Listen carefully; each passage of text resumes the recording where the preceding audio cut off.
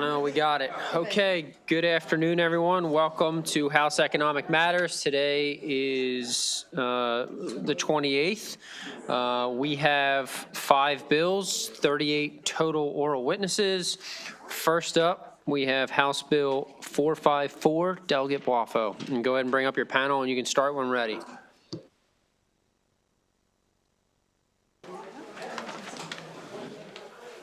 Say whatever. Yes.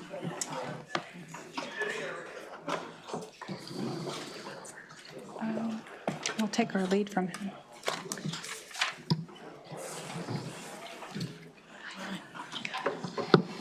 All right. Mr. Vice Chair, members of the Economic Matters Committee, for the record, Delegate Adrian Boifo here to present HB 454, the Digital Asset and Blockchain Technology Task Force establishment. For decades, our state has been the hub for emerging technology, from sectors like biotech and quantum, and now it's our time to take a real look at how blockchain and crypto technology can benefit the residents of our state. The industry isn't going anywhere. In fact, with a new trifecta in Washington, to our benefit, it is clear that the industry is here to stay. Put simply, blockchain is a decentralized digital ledger that records transactions across networks of computers in a secure and transparent way. This technology is not new to Maryland or the government here in our state. Just a few months ago, in an effort to revive vacant properties and expedite real estate transactions, the city of Baltimore announced that they will be using blockchain-enabled platform to manage property title records. The Digital Asset and Blockchain Technology Task Force will convene legislators, peers from academia, folks from the financial services industry, and appointees by the executive branch, with 2 main goals in mind. First, to evaluate what areas can use the cutting-edge technology to improve public services and close the financial inclusion gap. Second, to find ways to attract these industries to thrive and locate here in Maryland. We must ensure that Maryland has a proper regulatory environment when it comes to protecting our constituents, growing this space in this sector of the economy, and making life easier for all Marylanders. And with that, Mr. Chair, I urge a favorable report. I'll let you go next. Okay. Thank you, Mr. Chairman and members of the subcommittee. My name is Erlinda Doherty, and I'm a public policy analyst, a member of the Maryland Blockchain Association, but most importantly, a proud citizen of Maryland, and I'm pleased to have the opportunity to express my support for HB 454. By establishing the bicameral, bipartisan Digital Asset and Blockchain Technology Task Force, the legislature formalizes a mechanism for a robust and dynamic exchange of ideas and research for supporting blockchain technology in our state, showcases Maryland's leadership as a steward of innovation in our nation, and demonstrates the commitment of our state to continue to support the blockchain enterprises already contributing to our state's economic development, many of which are fellow members of the Maryland Blockchain Association. With this legislation, Maryland joins other forward-thinking states who have created similar task forces and have started to consider legislation to regulate and legitimize blockchain technology and the use of digital currency for transactions. Let's also remember that blockchain technology is so much more than cryptocurrency. Its applications are unlimited. Blockchain platforms can be used wherever citizens need to engage in safe, secure, and transparent transactions in all sectors, not just financial. And this task force will allow a diverse group of experts from the public, private, and academic sectors to study and recommend what regulatory support Maryland needs to ensure that our state remains a leader in innovation while protecting citizens and providing economic opportunity. Thank you. So my name is Jacqueline Cooper, and I do not have any written statements. I will be sharing a little bit about myself and why I created the Maryland Blockchain Association. I've traveled around the world, and I also have traveled within the United States. There are other states that already have blockchain task force that are actually doing great things, but they're taking the economics away from Maryland, and I really want to bring it back to our state. The Maryland Blockchain Association, as we've talked about, Blockchain has been around for over 30 years. It covers more than just digital assets. However, the innovative technology is changing fast. Blockchain involves AI, it involves Internet of Things, it involves both Web3, and we have major companies like FedEx, like McCormick, companies here in the United States, here in Maryland, that are already using the technology for supply chain transformation. I've been in the space for 10 years. My background's law, but I'm also education. And I'm also an educator still here in the United States, here in Maryland. And I've seen what we need to do to develop our students and our economic area, and we need to bring more coding, and we need to bring more educational tools to the individuals that are here within the state. We are going to be doing hackathons. We're doing a lot of different innovative education, and the Blockchain Task Force, this bill, really will set the stage for what we want to do here in Maryland, which is bring major companies from various countries here and other communities. So again, we thank you for considering it. The technology is changing so fast. Within the last 10 years, I know that people are now looking at blockchain and trying to understand it. Really, it's what the internet was many years ago. Blockchain is simply a tool to build upon to provide information exchange. So thank you so much.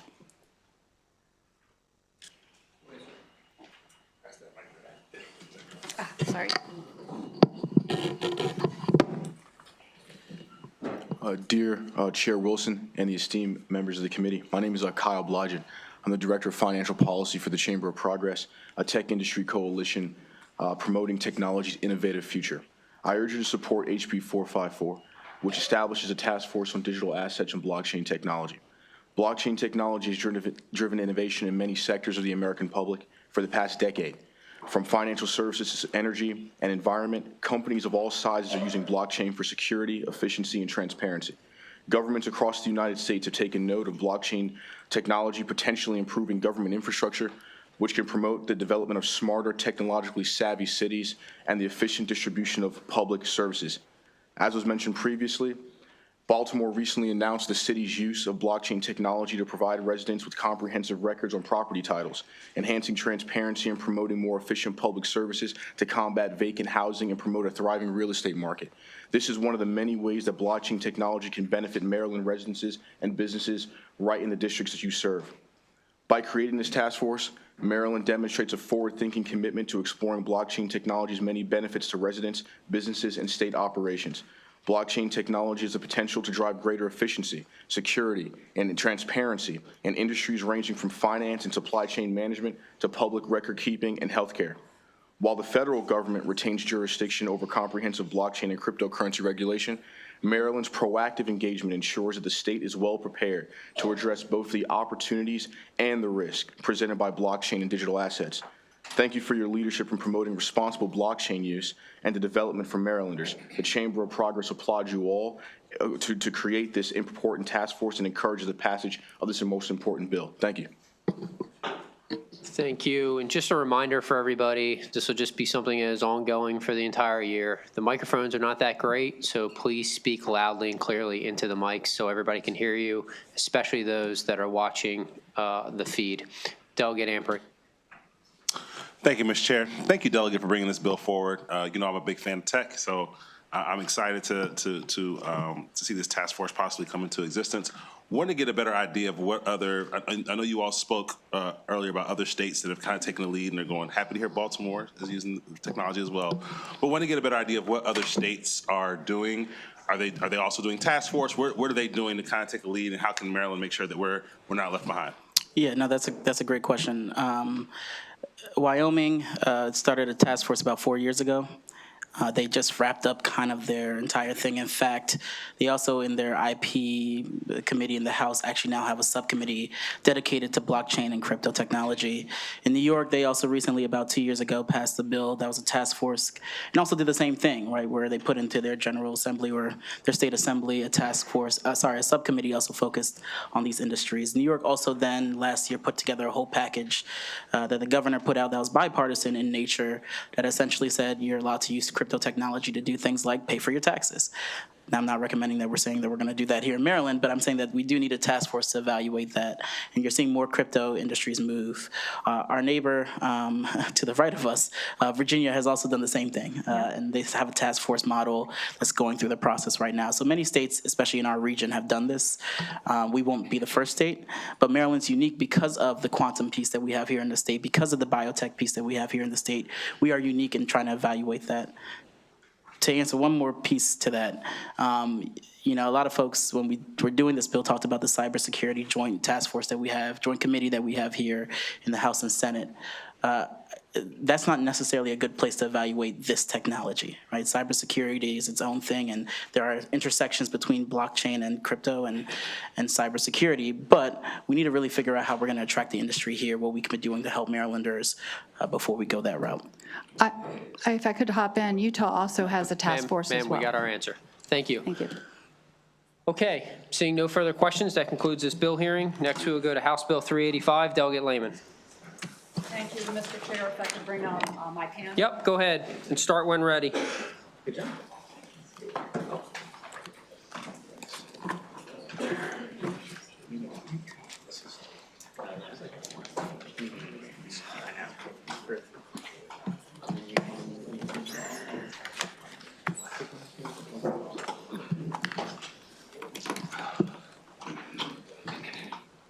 You ready? Good afternoon, Mr. Chair and esteemed Economic Matters Committee members. For the record, I'm Delegate Mary Lehman. I'm asking for your favorable consideration of House Bill 385, Automatic Tip Prompt Screen.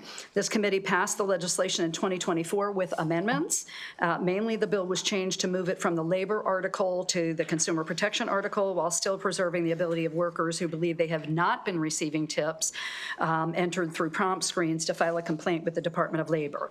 I'm returning with the same version of the bill that the committee voted out last year. The bill passed the full House, was not voted on over in Senate Finance. So just a quick background and reminder of what the bill does.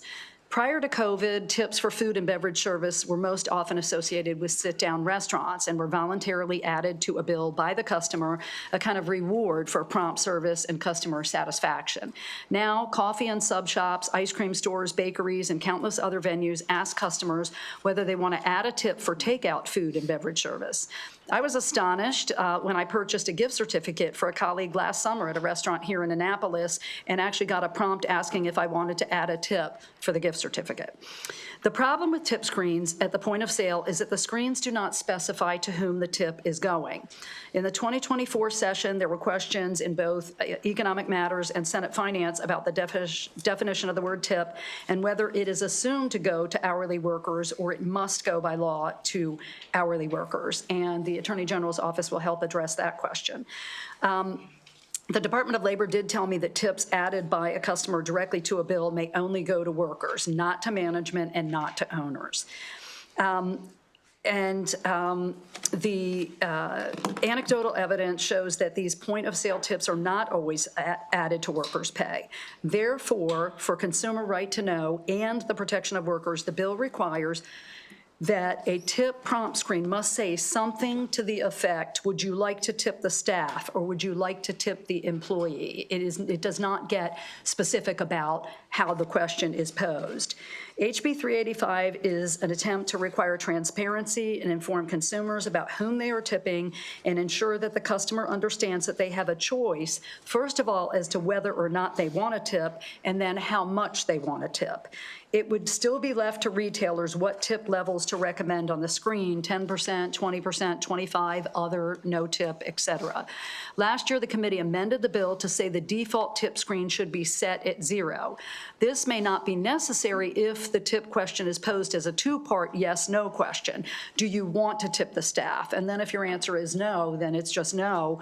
And if a customer chooses yes, then they see the range of tip options. Again, this bill is not intended to be that prescriptive. So in terms of some amendments, I have been working with the Maryland Restaurant Association to find consensus. We've had some constructive discussions about amendments, and I am supportive of one of its changes, which is to amend the bill to specify that the tip screen change to indicate to whom the tip is going does not apply to table service situations, because sometimes now, as you all know, wait staff will come to a table with a handheld device rather than present a paper check. So this is only for cash register point of sale transactions for either takeout food that's ordered on site or that was ordered online but then is picked up in the venue. Another amendment that the Restaurant Association asked for involving maximum financial penalties for failure to disclose whom tips go to is an issue for the Attorney General's office. I was informed this cannot be changed, and again, the AG's office will address that. Finally, I support a request by the Attorney General's office to strike paragraph D, lines 27 and 28, directing that the Consumer Protection Division adopt regulations to enforce this disclosure. It was also struck from last year's amended bill, but somehow was inadvertently included in this year's bill. I thank you for your consideration, and I urge a favorable report. Thank you. My name is Karen Strawn, and I'm with the Consumer Protection Division of the Maryland Office of the Attorney General. This bill is essentially a bill that is prescribing transparency. It's not requiring a particular type of tip screen. It's simply requiring that people be let known that they are making a tip and who the tip is going to, so that you can then decide if you want to make a tip or not. The Fair Labor Standards Act created the 2020 tip rule, which basically said, as part of its findings, that an employer cannot keep an employee's tips under any circumstances. What's happening now, and we are seeing more often since COVID, is people are presenting a tip screen and the tips are not always going to employees. We think that a consumer should know before they make a tip where that tip is going if they want to be able to tip or not. And for those reasons, we ask for a favorable report on this bill. Hi, Mr. Chairman and members of the committee, my name is Brian Markovitz. I'm a shareholder at the law firm Joseph Greenwald and Lake. I will not spend time reading my testimony. I'll just be very brief. I would agree with the Attorney General's office. We get calls about this a couple times a month where people don't get paid their tips. And this is just an informational bill. It just provides information so the consumer knows where their money's going, and also where the employee knows that those tips are for them. So I think this is a pretty straightforward bill. I don't think it presents a lot of burden, and I think it should be favorably sent out of the committee. Thank you for your time. Thank you. Hi, good afternoon, Mr. Chair and members of the committee. My name is Zoe Gallagher, and I'm the Policy Associate with Economic Action Maryland Fund, formerly the Maryland Consumer Rights Coalition. We're a statewide organization dedicated to advancing consumer rights and economic equity throughout the state. I'm here to urge your favorable report on House Bill 385, which would increase transparency in the tipping process. I'm sure many of you are feeling tip fatigue, facing the social pressure to tip while uncertain of where those extra dollars are even going. And these days, as the delegate mentioned, there is electronic point-of-sale systems everywhere, from coffee shops, even merch booths at concerts have tips prompt. And prior to this job, I worked in the service industry for 7 years and watched the transparency of tip allocation sort of disappear throughout my time there. One small business that I worked for informed the staff that despite the increase in the minimum wage, because we received tips, they would not be matching our hourly wages to the minimum wage. And to make sure that our wages were adequate, they would pool all of the weekly tips and divide them by the employees, which was unfair for workers that worked busier shifts and unfair for consumers who thought that their tip was going to the people working on busy shifts. Consumers should not be on the line to ensure that workers receive adequate wages. That's the responsibility of the business owner. This is a common sense measure that benefits consumers by ensuring clarity, and it also helps employees. So for these reasons, we urge a favorable report. Thank you. Thank you. Quickly, Ms. Strawn, you're signed up. I just want to clarify, you're signed up as favorable with amendments? The amendment that we had is the amendment that the sponsor talked about. Okay. She's already. Okay, yep, and we just need to make sure that we get those amendments in Delegate, so that Yes, sir. the staff has it. Absolutely. Thank you. I guess the question I have is, even if we disclose that the tip would go to the worker or the staff, would that legally then obligate the company to give that money to the staff? I know it's like a moral question, right? Like they should, if you're saying you should, but would they legally still have to turn it over to the staff? If I may, that would be an unfair and deceptive trade practice if you were to say it was going to the staff and then not give it to the staff. Cool. So it would certainly be a problem. Okay, you're good. Delegate Pepe. Thank you, Mr. Chairman. I was reading through the bill. If, I guess the prompt screen said that the tips go to the server, I mean, how specific does it have to be to meet the? Yeah, the bill, as you are looking at it, is intentionally not overly prescriptive because, as you will hear from the Restaurant Association, there is concern about having too many words on one screen, being too specific to say, to get into too much detail about how the tips are going to be spread. And so the idea is just to say, to clarify, as Ms. Strawn said, for a customer, that the tip is going to the staff or the employees.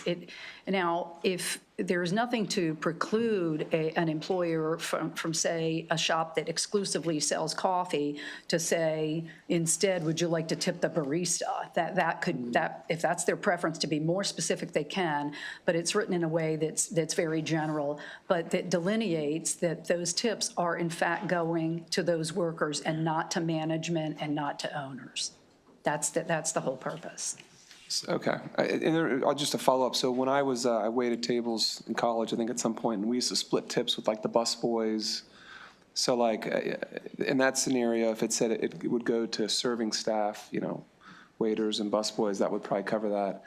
And then in a hypothetical scenario, if that money never got there, then the business would be in violation of unfair, abusive, deceptive trade practices and subject to those penalties? That is meant to refer, I believe, to the failure if this bill passes and becomes law, if a venue, a restaurant, an eatery fails to put information on their prompt screen and there's a complaint, and it can be either consumer-driven, which is the way the AG's office would end up looking into it, or it could be that maybe, one or more workers there, gets wind of the fact that this is supposed to be the law now, and yet in that facility, there is no information on the screen. Okay, all right, thank you, Mr. Chair. Thank you. Thank you, Delegate Lehman. Just two questions. One, I'm assuming that this is just a programmable, who programs the tip machine so that it would say that? Does that come from the manufacturer, or do they do that at the facility? Yeah, that's a great question. I have talked to a number of staff and management in different facilities, including the eatery here in Annapolis over in the State House, and was told that software is, ordered by most businesses. I'm not a tech person, but I cannot imagine that it is too hard to reprogram that for this reason. If you start noticing on tip screens, the wording is different, just in terms of what do you want to tip. You'll see anything from 0 or no tip all the way up to 18, 20, 22%, other, where you can put in a custom amount. So I can't imagine that is too hard. I don't know that a lot of facilities have the ability in-house to make the change, or whether they would have to go through the vendor they bought that software from. Okay. The second question goes back to something that Ms. Zoe mentioned, and that is, I guess, splitting the tips. So you go to the coffee shop and it has on there, do you want to tip the server? I mean, tip whoever was waiting on, tip the staff, I think is what you said. And those tips then are spread across all of the staff, but those who may have had a busier shift, as was given the example, they're getting the same as the one who, or the ones who have not had as busy of a shift, or as the customer, I decide that I really like the service of this particular one because they went above and beyond, and this one perhaps didn't, but they're still getting the same. I'm assuming that perhaps on that screen, it could be, they log in and they have their unique ID number, the server, the wait person. I'm giving the wrong words. No, I know but- what you're getting at, Delegate Harrison. Thank you for the question. So the short answer is this bill does not address that scenario. I will tell you, as I shared with this committee last year, that anecdotally, and I think you all will find the same thing if you ask when you're presented these tip screens, do the workers actually get these tips? Sometimes you'll be told no. Often at what I call corporate stores like Starbucks, so non-franchise facilities, Panera and Starbucks come to mind. They will tell you that those tips are shared by the entire staff, that they, on a given shift, say the 7 to 3 shift, whoever worked that shift, at the end of it, all of that money is totaled, and those workers will see that in their next paycheck. And so that is being done, but this bill does not address shared tips. I don't think tip sharing is against the law, but Mr. Markovitz might be able to speak to that. So tip sharing is not against the law, but I think this is more targeted at making sure the employer doesn't pocket the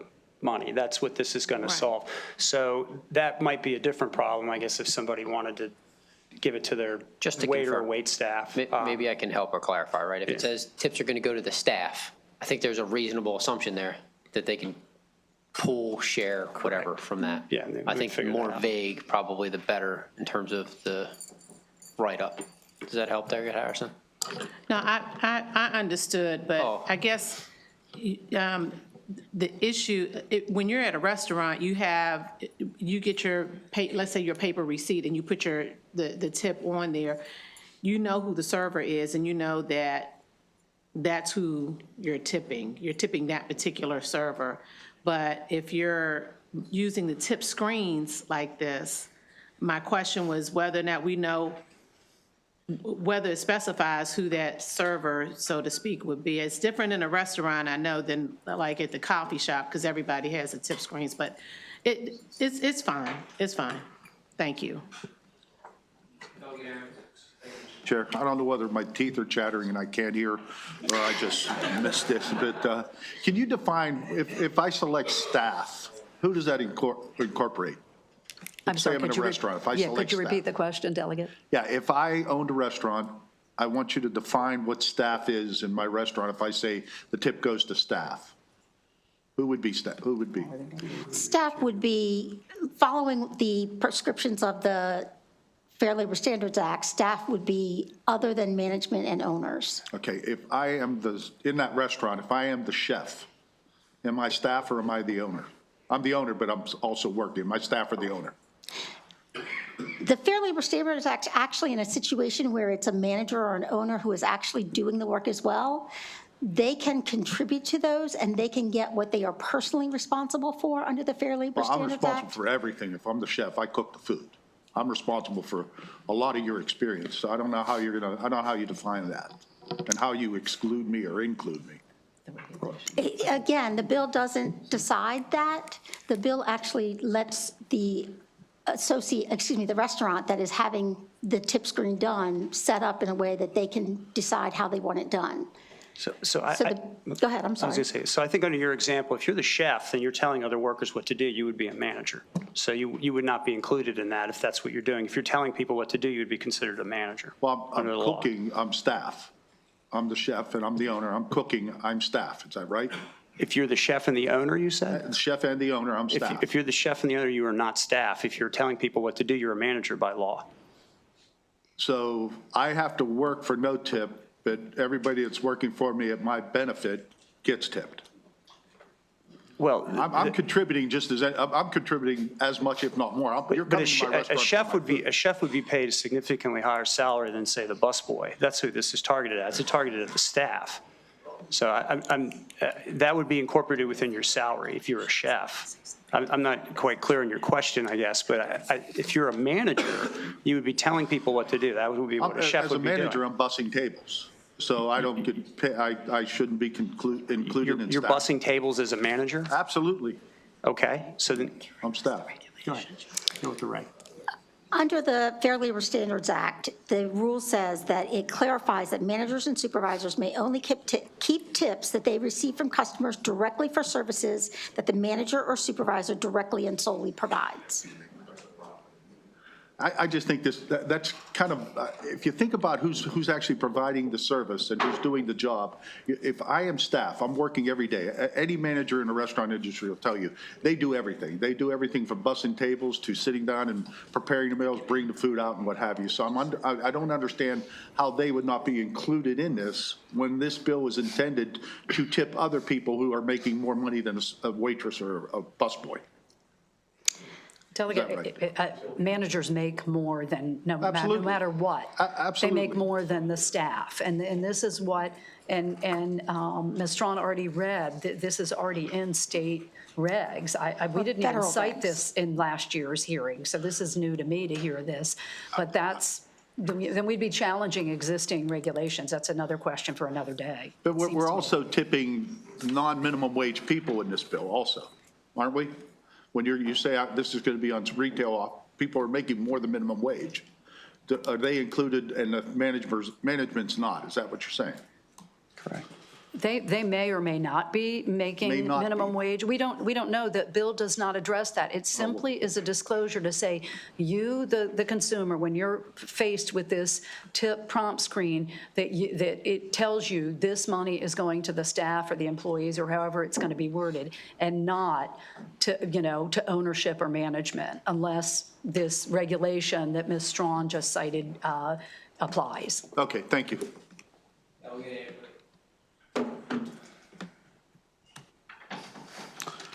Thank you, Mr. Chair, and thank you for bringing this bill back, Delegate. I guess my question more so goes around posturing. I just want to get better clarity on, I know we passed out the House last year. Is there a cross-file this year? Is there anything that we've done to address the wrinkles in the bill to make sure that it's a friendly bill to our friends across the street? Thank you for the question. There is not a cross-file. No cross-file, so. No, there is not. It was well-received in finance. There were good questions. It was not voted on. Okay, and if I can just have one quick second question, is there, again, I know last year we spoke briefly about it. We spoke briefly about it last year. Just want to get clarity on why the focus here is on screens and not just tipping in general. Because, again, my concern is always, if we have a regulation that is easy for a company to get around, then they'll get around it. So if you have a screen, what could possibly happen is, yes, there are some stores that aren't going to, Starbucks is not getting rid of their screens. That's not going to happen. But the mom and pop store who uses a screen might say, hey, I don't feel like dealing with this. We're going to go back to paper. And on paper, we don't have to deal with this law. So I want to get a better understanding as to why it's only screens, and would you be amenable to changing it to where it's screens and paper? I do not want to change it to screens and paper, Okay. but thank you for the question. It's the answer is the proliferation of these screens. There have been, articles written about it. People talk about it all the time in terms of tip fatigue, because it's become so ubiquitous. And there is strong anecdotal evidence that workers in these, sandwich shops, coffee shops are not always getting those tips. Right. When clearly we say under Maryland law that employees and workers get tips. And it is, and I've had some of my union friends put it even strongly and say this is a form of wage theft. Yeah, You can call it whatever you want, but that's how some folks think of it. And I always ask before I tip on that screen, so I'm right there with you. I agree with the issue. And consumers, again, have the choice not to tip at all, of course. Just a reminder to members, we do have laptops where you can click on the bill and see if there's cross files. Delegate Boafo.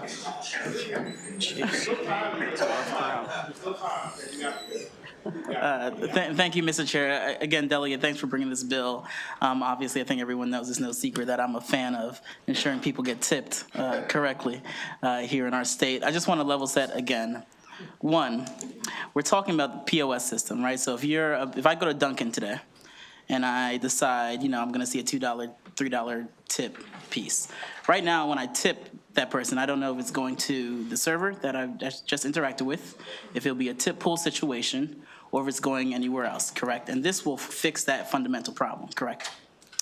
It will fix, back up and say which problem or. The problem of figuring out where the tips are actually going. Yes. Right, so if I'm a worker who decided to go work at Outback, and I realized when I applied to the job that this was actually going to be a tip pool situation, this bill wouldn't change the nature of how they do tip pools and how they do businesses in their restaurant. No. Correct. All right. So this doesn't change the wage. It doesn't change how businesses are going to operate in terms of how they operate within their actual restaurant. The only thing that this bill is seeking to do is fundamentally change how we know what we're doing as consumers and where the money is actually going to. We're not getting involved in the business of what's happening behind the counter, but what we're trying to do is make sure that that dollar that you give, if you decide to give a dollar, correct, That's is going exactly to the right. business. I guess Yes. isn't that so question, really? Yes, that is. Okay. Yes, Delegate Boafo, that is so, and I view it as a disclosure bill. Thank Great, you. and there's another bill that we could debate further when it comes to tipping at some point in time. That's right. But thanks for bringing back this bill again. Thank you. And we all look forward to that hearing. Okay, that concludes this panel. We will now go to the unfavorables. Melvin Thompson. Alone and unafraid. Melvin, you can start when ready.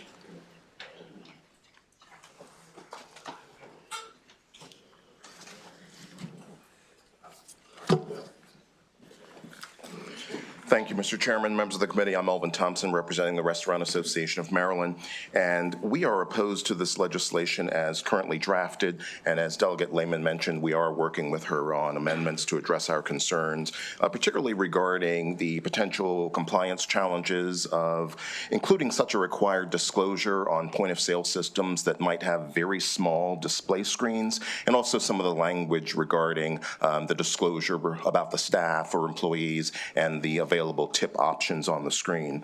And then we're also working on getting clarification from the Maryland Department of Labor regarding language in the bill on lines 24 through 26. It mentions that a disclosure under Section B in this bill is subject to the record-keeping requirements under Section 3-424 of the Labor and Employment article.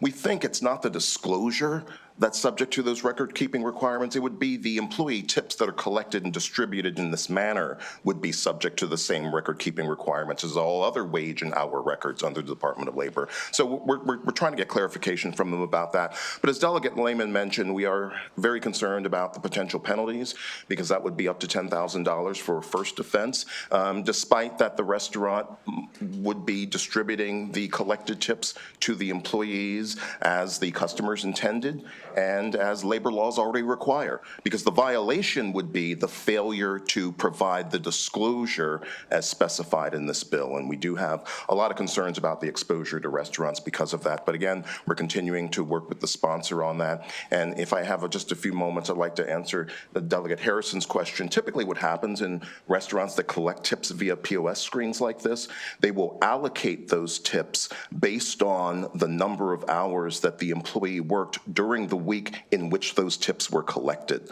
So that's the fairness that is usually done for ensuring that it's fairly distributed to those employees who worked during that week. That's how it's done typically. But I'll be happy to answer any additional questions.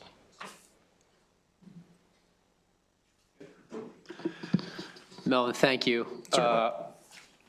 Continue to work with the bill sponsor to get the amendments in. Additionally, if there's any hiccups, please see our office or my office so that we have them. Don't go nowhere. Delegate Weibel. Oh, thank you, sir. Mr. Chairman, are you aware of any other states that have this?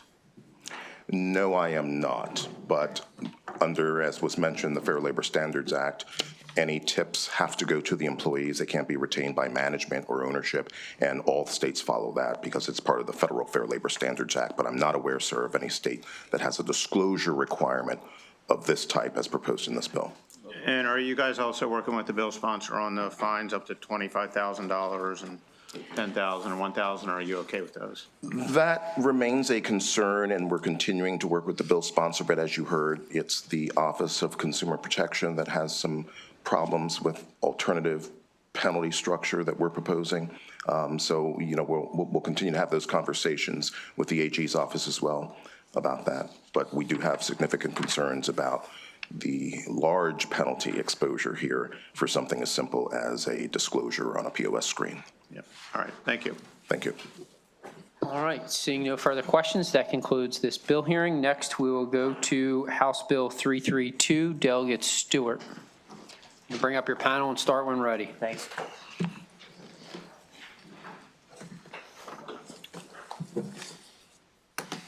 I'll go ahead and start. In the interest of time, while they walk up here, Mr. Chair, members of the illustrious, storied Economic Matters Committee, my name is Vaughn Stewart, and this is House Bill 332. I thought after that debate, it would be nice to bring some bipartisanship to the committee. This is a bill to try to prevent financial exploitation of Marylanders, especially Maryland seniors. It's a bill that you guys did see last year that we made some adjustments to, and it's a bill that Senator Reedy is working with me on over in the Senate. So first, I just want to start with a little bit of a story of two people who have been affected by this in Maryland. One, his name is Thomas. I won't use his last name, but his name is Thomas. He's 92 years old. The other person her name is Nicole, and she's 23 years old. And Nicole and Thomas don't have a whole lot in common. Thomas is a white baby boomer. He actually served his country in World War II. Nicole is an African-American college graduate who's trying to get her start in the world and was thinking about going to graduate school. These two people have never met. They don't even know I'm talking about them right now, and they don't even know that each other exist. But they have one thing in common, one major thing in common. In the last year, they were scammed by clever fraudsters, and they lost their entire life savings after the fraudsters transferred their funds using a wire transfer to themselves. And those people have no recourse to get the money back, and they lost all their life savings. So for them, that's devastating. That means that Thomas now has no plan for his long-term care. He didn't have a long-term care insurance plan. He was going to pay out of pocket. He can no longer do so, which means now the state's going to have to pick up the tab for him with a Medicaid-funded nursing home. So now we got to pay for that. He's devastated. He lost his partner, his wife of many decades just a few years ago, and he told someone who I know that he may just die of grief over this whole situation. Nicole was going to go to graduate school. She wanted to train to become a chef. You guys were actually talking about chefs earlier, so this is a little bit of continuation. She wanted to go to culinary school, and she had saved up money. She had saved about $50,000 to do so and to pay for her living expenses in a larger, more expensive city outside of Maryland. She lost all $50,000 as part of this wire transfer fraud. She now no longer has any money, and she's not going to be able to go to graduate school anymore, and she's going to probably have to get some sort of low-wage or even minimum wage job to support herself. So what these two stories illustrate is they're just two stories of something that's unfortunately on the rise, and that's why I'm flanked by law enforcement and officials, and you'll see some law enforcement testimony in your file. This is a huge, huge problem, and I wish I could tell you it was getting better, but it's getting worse.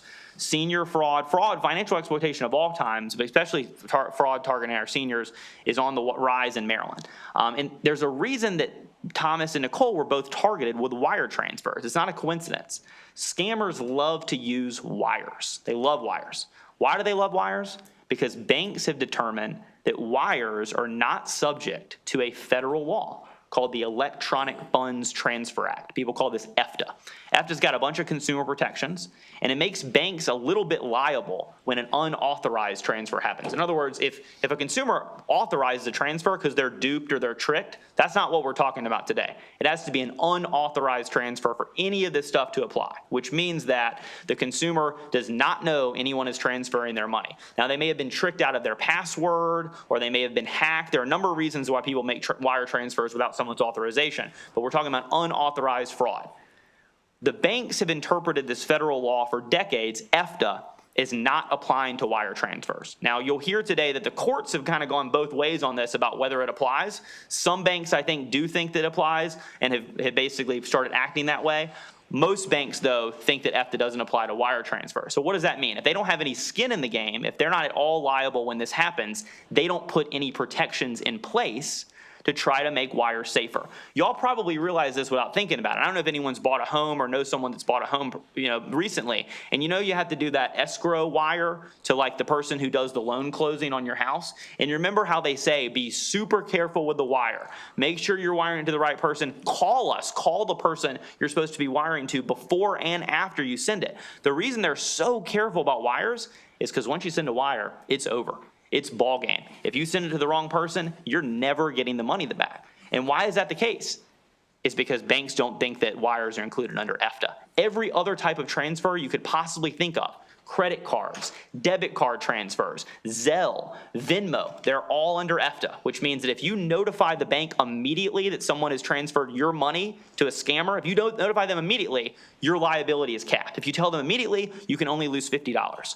If you tell them after a few days, you can only lose $200. Doesn't apply to wires. Banks have no skin in the game, and so they don't add these protections. It would be easy for them to do. For example, some banks say if you do a wire over $500,000, then we're going to take a couple of days to process it to make sure it wasn't fraud. So they could pause these things. They could have a waiting period.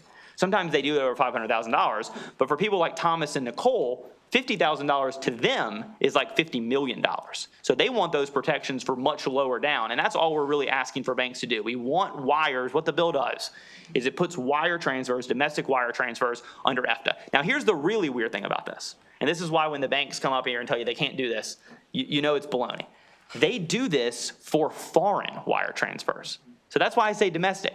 If you're from El Salvador and you immigrate to Rockville, where I live, and you want to send a remittance transfer, a foreign wire, home to your family to send some money back, that's under EFTA. So if you get defrauded with a foreign wire, you're covered by EFTA. You're good to go. But if you want to send the same wire to your family back home in Kansas, you're not covered. You're screwed. And if someone victimizes you, you're never getting the money back. So last session, the bankers had an extremely good objection to the bill, which is why it didn't pass. They said, Vaughn, I don't know if you can apply this bill to federal and out-of-state chartered banks. So this may only apply to Maryland charter banks. So you're putting our Maryland banks at a disadvantage. They're not playing on a level playing field. And I told them, actually, that is a really good point. I don't want to do that. I don't want to put our Maryland banks. I bank at local banks. I don't want to be putting them on bad playing field. So if you look at your bill file, you'll see that we have a clever fix to that objection this time. We put in the text of the bill that if any judge or any court or any tribunal ever holds that this bill only applies to Maryland banks, ever, it self-destructs. That means the bill ceases. It has no legal effect anymore if it's ever held by a court to only apply to Maryland banks. If federal banks sue and say this doesn't apply to us and they win, it's like the bill never existed. So that's what we wrote. Now, they're still going to probably have some objections very briefly. They'll probably say, you know, this is unprecedented. You know, no other state has this. That's not quite true. Just last week, in a bit of fortuitous timing, the Southern District of New York, a federal court in New York, just ruled that wires are actually under EFTA. They ruled that just last week. Now, you may ask, why do we need the bill? Well, because that litigation is going to take years and years and years to work its way through, because it's not in the Fourth Circuit. It's not in Maryland right now. May have to go up to the Supreme Court after a while. It's going to take probably a decade to figure that out. But in the meantime, I'm saying let's go ahead and settle it here in Maryland on the side of seniors, because we haven't been afraid. This committee has been unafraid to act first in the nation on things like the SAFE Act, to do things to protect seniors, and I hope that you guys consider doing it again. And lastly, they're probably going to say that it's onerous, it's going to cost them money, yada, yada. What I would say is that, listen, it's not that onerous just to have a waiting period. You know, just do a few things to try to make this a little bit safer for us before someone loses their life savings. We want to work with the banks. They're not the problem here. We know the scammers are the ones stealing the money. But if the banks just did a little bit more to help us, we could keep people from like Thomas and people like Nicole from having their lives completely upturned by some of the most evil people in the world. Thank you all very much.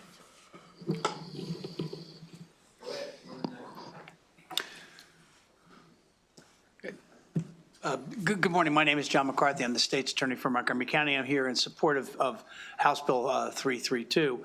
I want to just echo, this bill does not exclusively protect seniors, but I will tell you, in a community where we have 225,000 seniors that live in Montgomery County, and we're going to be at probably about 250,000 seniors, that's the target-rich environment for the people that are doing this.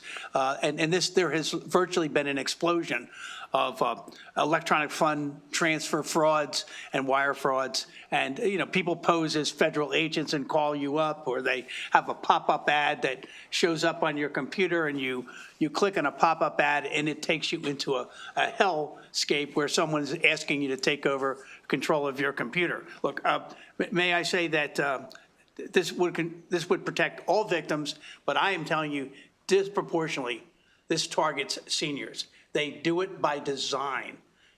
I will tell you over and over again, they script, and a lot of these things are occurring basically from foreign countries. Well, we have a lot of stuff that's coming to us in my county from China, from India. We've even been scammed from Eastern Europe, Germany. These things are coming to us. It's very tough. One of the reasons that this is important, education and prevention is the only way to really protect our community. Education and protection. The banks are positioned to know what the systems, and I think they can help us by beefing up the protections, because it's by beefing up those protections that we can protect people's assets.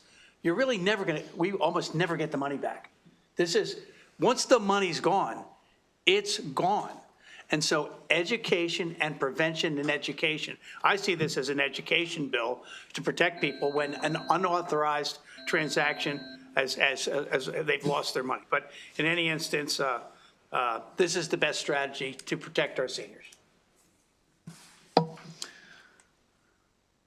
Hi, I'm Emmanuel Turnbull. I'm a partner at the Holland Law Firm in Annapolis. I represent victims of fraud and identity theft. I don't represent victims of wire transfer fraud because I can't get their money back. I've seen them. I've seen a gentleman who got a phone call from the fraud department of his bank, the right phone number, he checked. But it wasn't really from his bank. It was from some fraudster somewhere who got enough information out of him to authorize a wire transfer. The same day he realized what had happened, he complained to the bank and they said, too bad, it's your fault. I can't help that guy. I can't help any of these people. And they certainly can't help themselves, because when they complain to their bank, the bank says, too bad, you were tricked, it's your fault. This bill should put an end to that.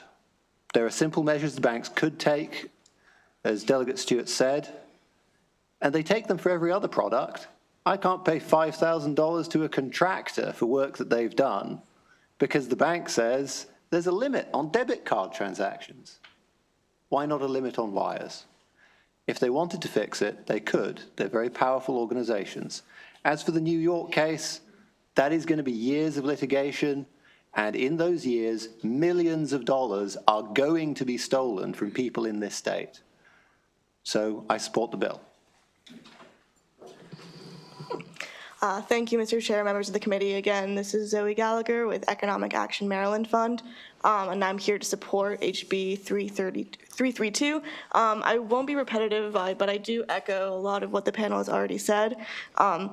In our direct service work, we have a program where we work specifically with older adults, and low-income older adults are also highly targeted by these scammers, and in these cases, they don't have the resources to even try and reclaim the money that's taken from them. We also are, living in a loneliness epidemic, and a lot of scammers take advantage of that and will build relationships with older adults and convince them that they're friends or romantic partners in order to scam them out of their life savings. And also there's inconspicuous ways, like Emmanuel mentioned, people calling saying they're from their bank and that there's just a suspicious transaction. There's a 77-year-old in Chevy Chase who was scammed out of over $600,000. And, education is important, but education alone isn't enough to combat these ever-evolving scams, especially in the rise of AI. So we need strong laws like this to protect Maryland's most vulnerable populations. So I urge a favorable report. Thank you.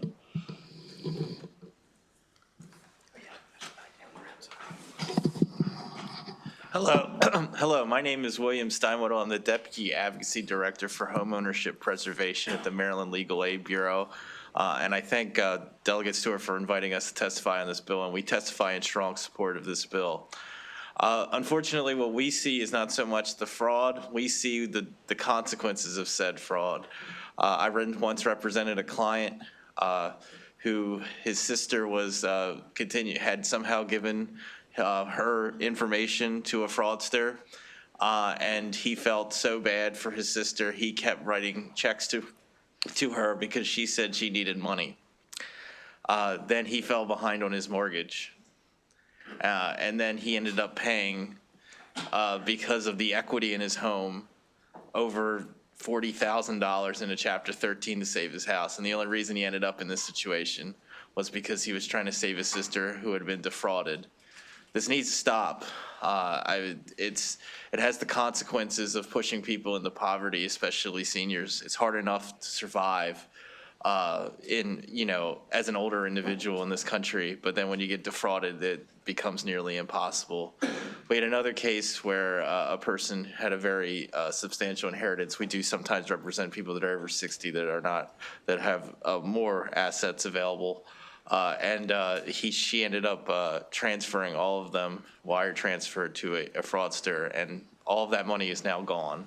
And now she is on public assistance and on Medicare. I have a Medicaid because of that. She's still under 65. So it is because of that I think this bill is very important, and Maryland Legal Aid testifies in strong support of the bill. Thank you. Have a good day. Thank you. Thank you, Mr. Chairman. So I appreciate my colleague from Montgomery County bringing this bill up, but I do have a lot of questions about it, as you alluded to at the beginning. As you mentioned, regulations of national banks is a federal issue, and so we don't have a lot of control over that as a state entity. And so even with your wording, I'm not quite sure how this would be implemented.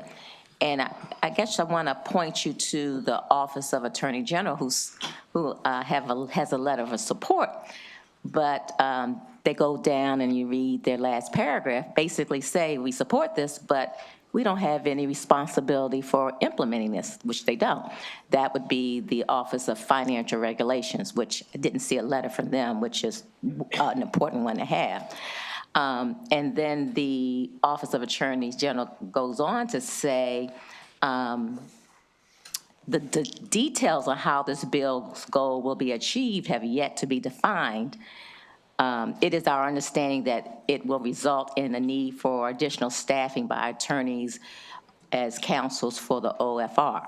So that's the rub. How would we implement this? And it wouldn't be the Office of Attorney General doing it, it'd be the Office of Financial Regulations, and they would need to say how they can go after national banks. We can go after our state banks, because all the legislation we write is for our state banks. We can't go after national banks that I know of, but they would have to tell you how to do it. So we need to hear from them on how to implement this bill, if that makes sense. It does make sense, Delegate Queen, thank you. And I'm really glad you asked this, because it's something I neglected to mention. We actually got an AG's letter last year on this issue, because as I mentioned, the banker said, hey, we can't apply this to national banks. We can't apply this to out-of-state charter banks, so this is going to be of limited importance. So we went straight to the AG's office and got a letter about whether we actually can regulate the actions of out-of-state and national federally chartered banks, and they said, yes, we can. Then they were proven correct. I mean, I guess, well, a W for Anthony Brown, I suppose, because then the Supreme Court came out with a case in May or June of last year, right after we got out of session, and said, yes, states can regulate banks that operate within their borders. But just in case, even if Anthony Brown and the Supreme Court are both wrong, just in case, I created the self-destruction provision, which is to say that if it is true that we can't regulate these folks, then it's all as if this bill never happened. Now, in terms of who regulates it, well, first of all, the AG and the Office of, obviously the state could, of course, go after people, and state's attorneys could, of course, go after people as well, but consumers could go after people as well. I mean, that's, consumers themselves could sue. They are going to help us enforce this as well. They're a part of this solution as well. If you have been scammed and you think that your bank did not put any protections in place, or they did not limit your liability, then you could sue them as well. Okay, we'll see. And I'll also add that I'm happy to share with the committee that Supreme Court decision that I mentioned, because I think this is now basically black letter law. And I think it's relevant to probably this, you guys will hear a bunch of other different bank bills. It's relevant to your jurisdiction. The Supreme Court says we can regulate. If banks operate here, it doesn't matter where they get chartered. We can regulate them. That's what they say. I'm happy to share the case with the committee, but just in case, that's why we threw in the amendment. Quickly, is that the Quintero case? Yes, exactly. Read it, familiar. Delegate Fennell. Thank you, Mr. Chair. My question has been answered in reference to implementation, so thank you so much, Delegate Queen, for asking that question. Thank you. Thank you, Mr. Chair. Delegate Vaughn, good to see you. Just a clarifying question. All the examples that at least I heard were as if the consumer intentionally wired money, but under some sort of fraudulent pretense, it sounded like.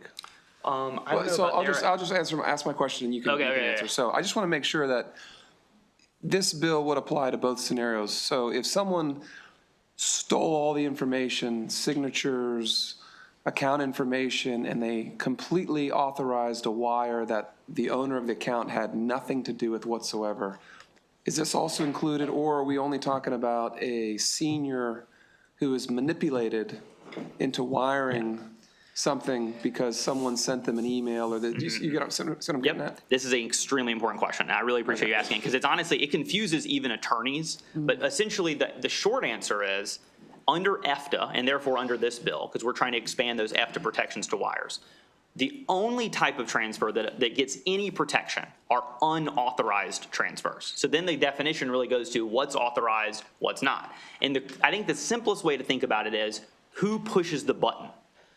If the person who pushes the transfer button is the fraudster, and they didn't get permission to press the button from the consumer, that's an unauthorized transfer, and that's what we're talking about today.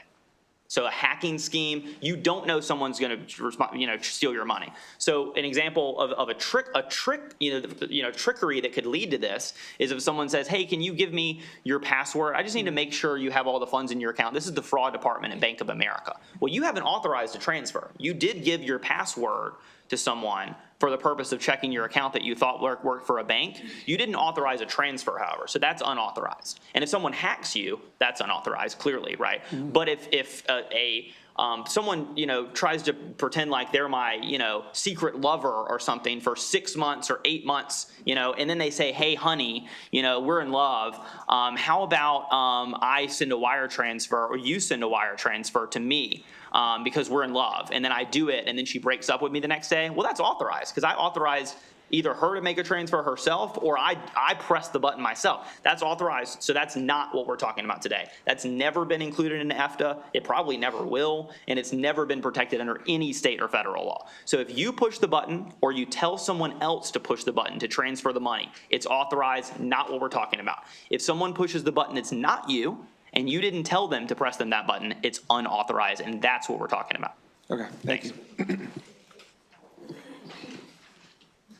All right, seeing no further questions, that concludes this panel. I think we do have one virtual witness from the police department. He is info, I got it. Okay, he's info. Okay, we got Karen Morgan and Robert Doyle. Yeah, I know, that's why I said that.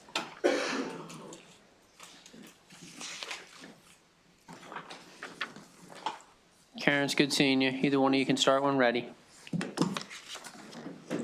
Thank you, Vice Chairman Crosby. It's also good to see you and members of the House Economic Matters Committee. My name is Karen Morgan. I'm a member of the Executive Council for AARP Maryland.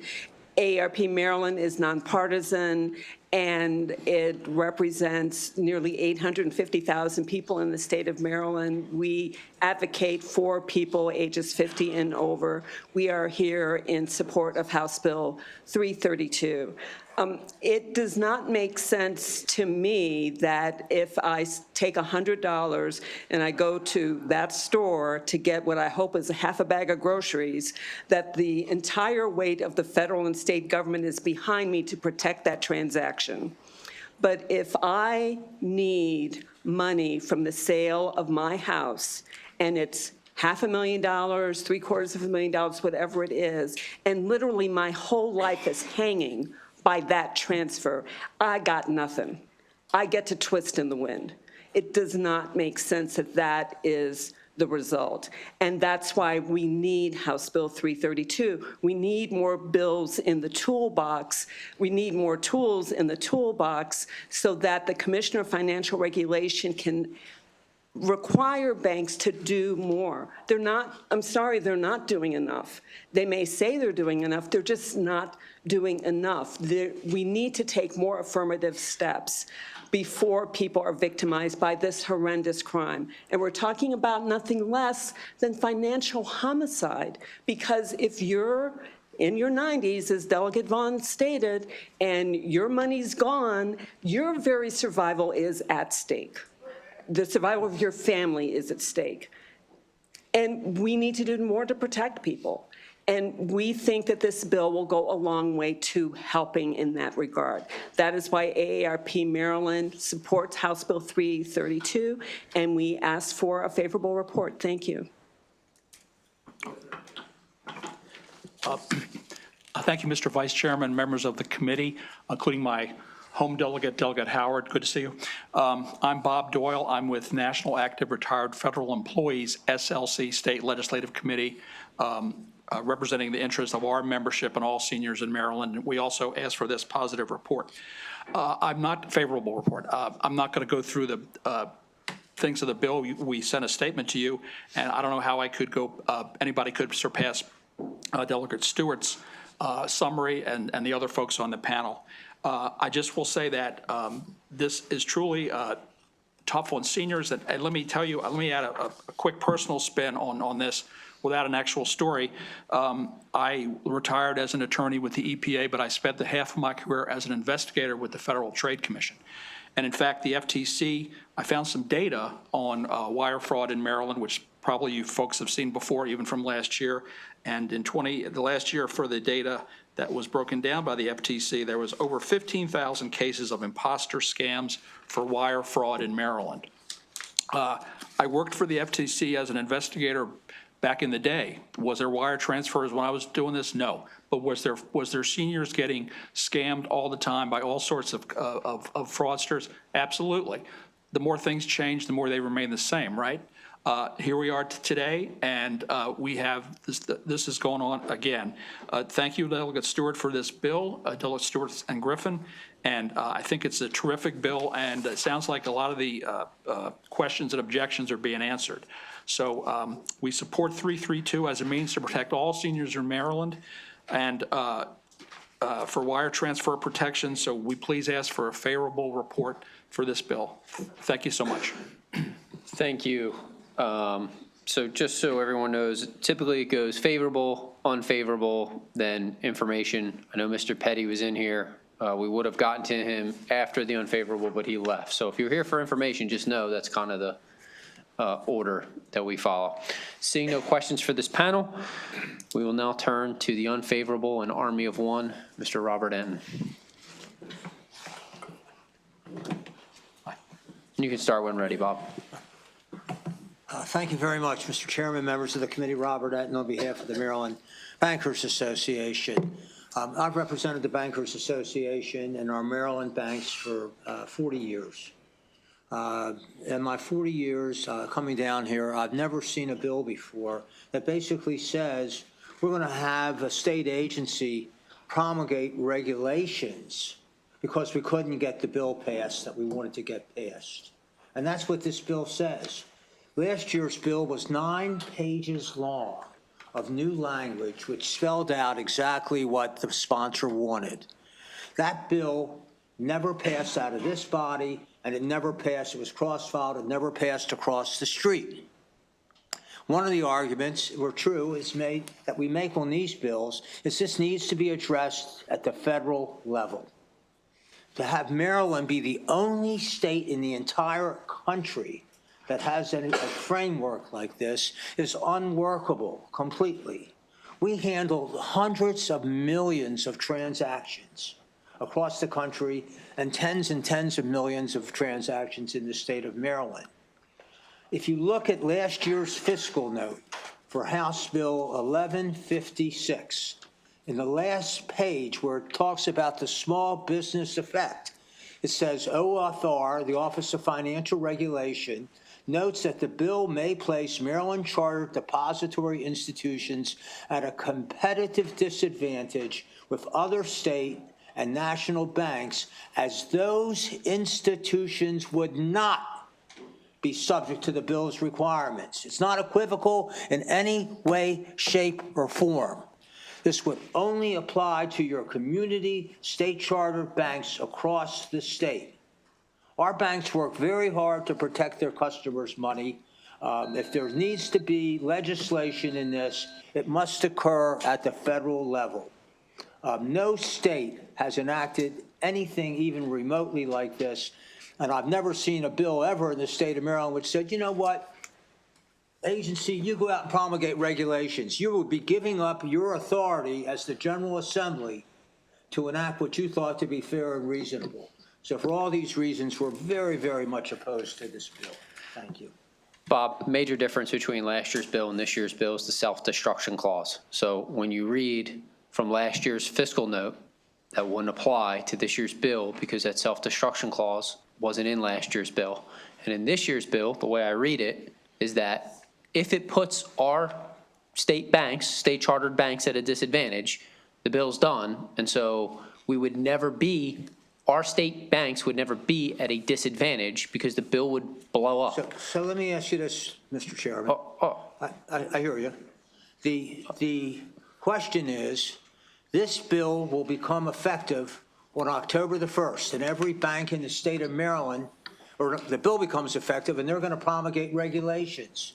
So what are you going to leave it up to them? It's going to be in effect until someone goes to court and gets a ruling. The Commissioner of Financial Regulation said categorically and clearly they are the state bank regulator. They have an attorney general that's assigned to them, and they said clearly and categorically it cannot apply to federally chartered banks. So period. Typically, Bob, I mean, the members are the ones who ask the questions, but I'll answer your question, is the fact that, yeah, first off, again, there's a self-destruction clause in there. And secondly, why should the national banks be allowed to come into Maryland, take advantage of Marylanders' money, hold it in their accounts, and not be subjected to the same rules as everyone else? And if we want to provide our citizens with a little bit more protection, we should be allowed to do that.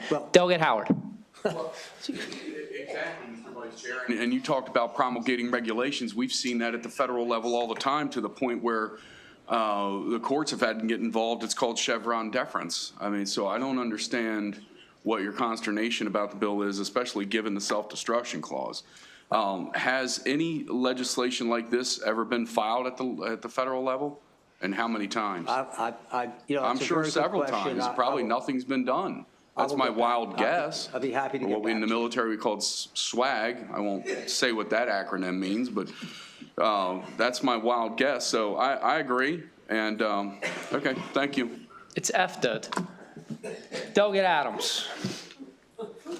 Thank you, Mr. Chairman. So I guess I didn't appreciate the part of the bill that is being called the self-destruct button. But my suspicion is that the minute this bill becomes law, should it become law, that you're almost asking that a lawsuit be filed, right? I mean, so almost immediately there'll be an injunction, and we're putting in the hands of the court a decision that we probably know the answer to. I mean, quite often our state will do these sort of things knowing that you can't do it, and you go through a couple years through that. It was like the digital tax, right? I mean, so we did it, we passed it, and then you found out you couldn't do it. And my question, and I do have a question, is that in the state of Maryland, I mean, we're sitting here as a state legislature, and we might very well be begging that Congress and the United States act, but having the state pass a bill for the express purpose to have immediately have this issue go to the court seems a little bit of a lack of attention to the detail, which is if we're trying to help citizens, there are certainly ways to do that. For example, sitting down with the banks and saying, what can we do as a legislature to help you, state banks, help the citizens? This bill doesn't actually ask that question. It simply says that we're going to try a tactic that we know that we know that it's going to fail in courts, but it's going to certainly appear as though we're on the side of the citizen. And I don't discount the sponsor of the bill. I mean, I think Vaughn Stewart and I are good friends, and I think everything he does has good intentions. I'm just saying the practical aspect of this. If I vote for the bill and it passes the House floor, it passes Senate, the governor signs it into law, here comes a lawsuit. And if the testimony from the sponsor is correct, that lawsuit's going to go on for years. Isn't that so? Thank you for the question, Delegate Adams. The thing that strikes me is for bill after bill that's been in front of this committee for many years, designed to try to protect elder citizens from fraud, we have come to the table and strongly supported those bills. And there are things that we can do. There are disclosures that can be made. We've put in a lot of different systems to protect elders. Number one, this bill is not limited in any way, shape, or form to elders, number one. Number two, we would do whatever we can to protect our depositors. What this bill does, this bill creates a framework that will only exist in the state of Maryland and which will be struck down. I will tell you again that there was no equivocation, as you often see from the agency, well, this may be only apply to state chartered banks. They say that it will not apply to federally chartered banks, period. So you're right, we will end up in litigation. If this is something that needs to be addressed, we're talking about the provisions right now that are in Article 4A. So last year's bill would have adopted new laws for under the Uniform Commercial Code. We have the National Conference of Commissioners on Uniform State Laws. They haven't come forward with this. I'm happy to see what's going on at the federal level and report back to the committee, but this just doesn't make sense for our Maryland banks to be subject to this and not have anyone else in the entire country but our Maryland banks subject to it. That's why we're opposed. Delegate Frazier-Hidalgo. Thank you, Mr. Chair. Mr. Trenton, how long have you been representing the banks, did you say? I've represented the banks since 1985. Okay. And you stipulated several times in your testimony that the banks really do work in the best interest of their clients. They want to make sure their clients are held. They try to very hard, yes. So if this is unworkable because it's just Maryland, and if the banks always work to try to protect their clients, is there some reason why the banks just don't voluntarily do this? Why do we need a law to make them do it? Why don't they just do it across the entire country? Why do we have to wait for the federals, the federal government or Capitol Hill to do something? If the banks act in their clients' best interests, would you not stipulate that this is in their best interest to make sure people don't get scammed? I think we do everything we can. But do you, Mr. Trenton? But does the bank really do everything it can? Because is there a law stating that they can't do this? Is there a law? Here's my question to you. Is there any specific law that says that the banks can't voluntarily do this? Of course not. Okay, then obviously the banks are not acting in their clients' best interest if they don't do this. If you look at last year's bill, which detailed what the sponsor is after, it places a very significant burden on Maryland banks only. That is the fact. Okay, I understand that, Mr. Trenton, but that wasn't my question. My question is, why as an industry, if the banks really do care and ask and care about their clients, then why don't they just do this? Because I will be happy to sit down with the banker because and talk earlier my understanding from the bill sponsor was that this is done internationally. This is done in a lot of other cases. So I will leave it at that because I don't want to take any more of the committee's time. I'm happy to talk with you in just.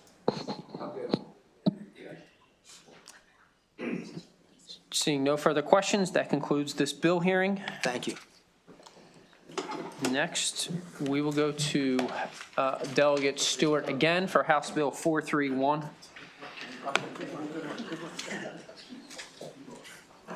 Oh, you left your phone, Bob. You gave me. I think Mr. N may have given me his phone. Is that Bob? You want your phone? He doesn't need it. I'll take it. I just scammed Bob out of his phone. There you go.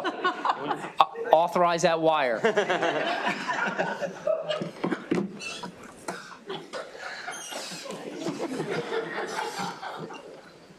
I got him. I hope his bank is reasonable. All right. So, Mr. Chair, members of the committee, got one more for you today. This is House Bill 431, and I got another story for you. I know. So this story is about a couple named Richard and Daphne Saccone. The Saccones, I think they were in Baltimore County. I didn't look it up. I think they were in Baltimore County. And they contracted with this company to provide services on their gas-based furnace in their home, like ongoing maintenance of the furnace. And eventually, they did this for a couple years, and eventually, basically, their furnace blew up on them. It caused massive property damage in their home. They asked a bunch of investigators to come in and say, why did my furnace blow up? And multiple people, including engineers that they had hired to determine the cause of the fire, said, unfortunately, the maintenance company that you hired didn't do a good job. In fact, it would have been probably better for you to get no maintenance at all rather than to have hired the company that you hire. So what do the Saccones do about this? What would most of us do? Well, some people that are like litigious, they may think, let's sue the company. Well, that's not the Saccones. The Saccones actually didn't really believe in lawsuits. They didn't think that plaintiffs or that people should be greedy and just file lawsuits. So what the Saccones actually did is they called the company and said, can we work something out? You guys have made us had to pay tens of thousands of dollars because of losses in our home. So how about, you guys willing to maybe can we negotiate on you guys paying us some money to help us with this, considering I just hired a bunch of people that said you were at fault. And after some negotiation back and forth for several months, this company said, actually, no, we're not going to pay you. Sorry. We don't think it was our fault. Good luck. So only then did the Saccones say, well, I guess we're going to have to hire an attorney and do this the hard way. They hired an attorney. The attorney looked at the contract, and the contract said, surprise, they only had 1 year to sue the company. Now, this may sound strange to you guys. I don't know how much y'all do like statute of limitation stuff here in the committee. I know Judiciary does a lot of it. But in general, our general statute of limitation in Maryland for most claims is 3 years. Sometimes you go lower, sometimes you go a little bit higher, but usually it's 3 years. And it's called a statute of limitations for a reason. It's written in statute by us. And what do we do when we look at statute of limitations? I know you guys have written statute of limitations in laws before, right? We had a really high profile one with the sexual abuse bill that of course your chairman worked on for many years. What do we consider when we do statute of limitations? I would say we consider three things. One, of course, justice to the party that's been harmed. We want to make sure they have access to the court system if they've truly been harmed. Two, we want finality for the defendants. We want them to, at some point, what the lawyers call repose. We want them to be able to basically know that at a certain point they're not going to get sued. We want to have them have that certainty that it's over and they're not going to get sued. And then we balance a third thing, which is taxpayers, judicial economy. We don't want the courts to be gummed up by a bunch of stuff. And so we set statute of limitations and we balance these three legs of the stool. That's what we do. That's what our constituents elect us to do. But it might surprise you. It certainly surprised the Saccones that this kind of like fly-by-night company that they unfortunately contracted with for their furnace had written into their contract in the fine print that your statute of limitations is not going to be the 3 years that the legislature passed. Your statute of limitations is going to be 1 year. So they spent this whole time hiring investigators, trying to negotiate with these folks in good faith, not realizing that they were blowing past this 1 year statute of limitations. And so then when the Court of Appeal or the Circuit Court threw out the lawsuit and said, sorry, contract says 1 year, they took it all the way to the Maryland Supreme Court, then the Maryland Court of Appeals. This was in 2017. They took it all the way. And what did the Maryland Court of Appeals do? Well, they punted. They said, well, this sometimes should be legal. Sometimes we should allow companies to bury statute of limitations in the fine print and override the work of duly elected legislators. And sometimes we shouldn't. It depends on how reasonable the provision is. So if you go back and look at any consumer contracts that you've got with statute of limitations period, there's not anyone in this room or the Maryland Attorney General that can tell you if that's enforceable or valid. You've got to sue. The only way you know is if a judge deems it to be reasonable.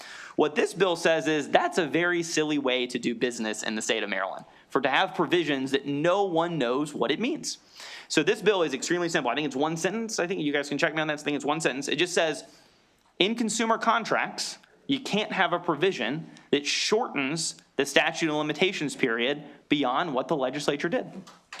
A lot of other states have this, usually not by statute, to be clear, but other courts, other state Supreme Courts kind of went the other way than ours did. We kind of punted and said, reasonableness test. Other state courts, like in North Carolina, they just said, no. Legislatures are elected to create statute of limitations. Nobody elects companies to put this in their clauses that no one's even going to read anyway. So that we would join a list of states that mostly by judicial decree have done this. Now, one thing that this bill does not apply to is sophisticated parties contracting with themselves. So if businesses want to do business-on-business agreements and shorten the statutory period for whatever reason, that is not barred by the bill. It only applies to consumer contracts where you have a difference in bargaining position between a big company and a small consumer who is probably not reading this stuff anyway, but who might be horrified to realize they don't have as much time they thought they did to sue once they actually end up having a problem. So with that, Mr. Chairman, I'll shut up, and I appreciate y'all's time as always. Emmanuel Turnbull, partner at the Holland Law Firm. As a lawyer, there is something deep inside about me that loves the Sissone test. It's about reasonableness. It's unique to every case. You can probably get a good 2 sets of motions practice, and you might even have a trial on the question, was it reasonable? But what makes a great question for a lawyer often doesn't make for very good business, and it's often not very good for real people. It would be much better for someone who comes to me with a problem like the Sissones to have an answer, yes or no. Is it within the statute of limitations or is it not? It would be better if everyone knew. It might mean less hours for me, but that's okay, because I can pass on the cases that are past limitations and take the ones that aren't. Adding this language to a contract is essentially a roll of the dice to maybe try and get out of some future lawsuits by changing the time that the General Assembly has decided is the reasonable time. And to me, that just doesn't make sense. The statute of limitations is what it is, and companies contracting with consumers should be happy with that. If they're commercial businesses, they can roll the dice if they like. But for ordinary people, it should be what this body says, not what someone chooses to add to their contract. So I urge a favorable report. Thank you. Thank you. Good afternoon, Honorable Chair Wilson and members of the committee. Thank you for having me here today. My name is Christine Hines. I am Senior Policy Director at the National Association of Consumer Advocates. NACA is a national nonprofit organization actively engaged in promoting a fair and open marketplace that forcefully protects the rights of consumers, particularly those of modest means. We are deeply concerned about provisions in one-sided terms and conditions that restrict the rights and protections of consumers and working families who sign up for everyday products and services. These terms are ubiquitous and consumers have no bargaining power over them. In 2024, NACA released a report, Fine Print Traps, identifying what we believe to be some of the worst provisions in standard form consumer contracts. These clauses we found weaken consumer protections and insulate corporate entities from accountability when they break laws and harm their customers. One of these provisions reduces the time period for consumers to file a claim. For example, we review terms and conditions for products and services that would change a state's 3-year statute of limitations period and reduce it to as little as 6 months. Practically, under these clauses, consumers have little time to discover the injuries, to investigate the potential wrongdoing, and to obtain legal assistance. This makes them less likely to fully enforce and benefit from laws passed to protect them. These clauses also undermine the work of elected officials, like you. Maryland's Consumer Protection Act, for example, has a 3 to 5 year window to file suit for various violations, yet the terms and conditions can undercut these protections. So we urge a favorable report on this bill. Good afternoon, Chair, members of the committee. My name is Marceline White. I'm the Executive Director of Economic Action Maryland Fund. Economic Action is a statewide organization that advances economic rights, equity, and housing justice through research, education, direct service, and policy advocacy. We serve, our direct service focuses and works with folks from all over the state, and our 12,000 supporters work with us to advance public policy goals. We're here in strong support of House Bill 431. This bill affects everyone, but as part of our direct service, we provide education to consumers. When you think of consumer protection, you think of education, legislation, and enforcement. We educated last year 452 consumers, primarily older adults, and I can tell you that contracts, confusions with contracts was a huge issue that came up time and time again, particularly when you look at online contracts or kind of the mice print in contracts. So we know this is an issue. We know that home improvement, as one example, is something that especially older adults are vulnerable to in terms of scams or deceptive actors, bad actors. This bill could not be clearer. It closes a loophole that the General Assembly laid out. The General Assembly decided in the statute of limitation, this closes a loophole for those who are trying to go below what the General Assembly decided. It creates clarity in the law and for consumers as we do this kind of education. And we believe that it is important because it allows everyone to know what the law is and not rely on standards like reasonableness, which can be interpreted in a number of ways. So for all of these reasons, we support House Bill 431 and urge a favorable report.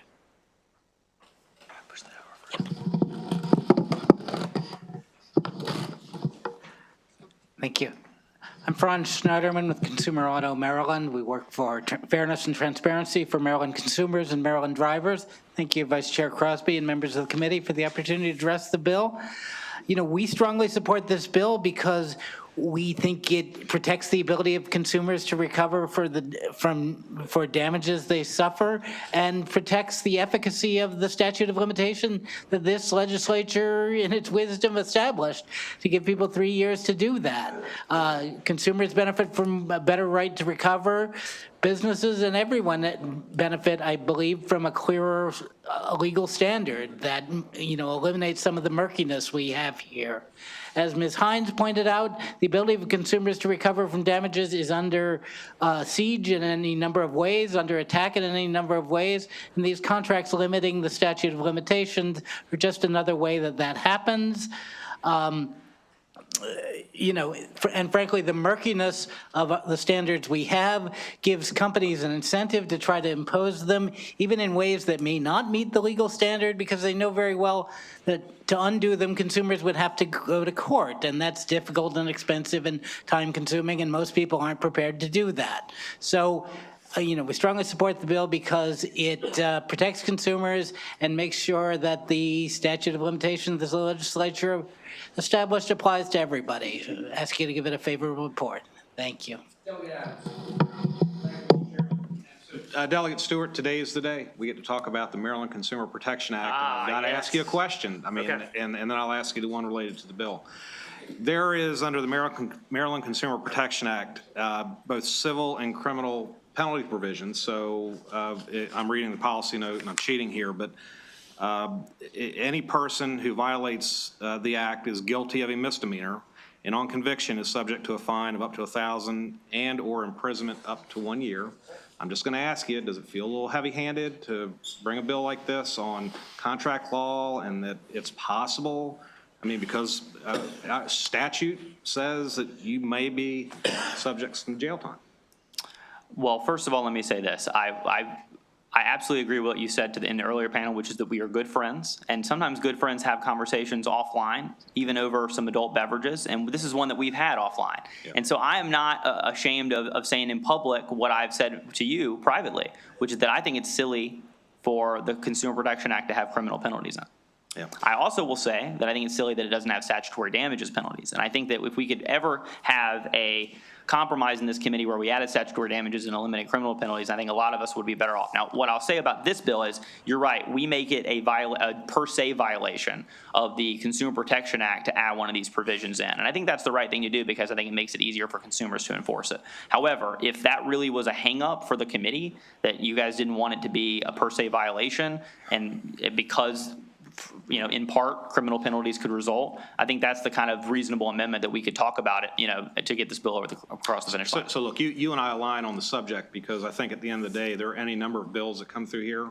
And this happens to be a nice little neat category under the law that allows us to protect consumers, but at the same time, it could protect consumers against some serious things. And I don't think that this bill falls in that category, and there should be some thoughtful consideration for it. Here's my question on the bill.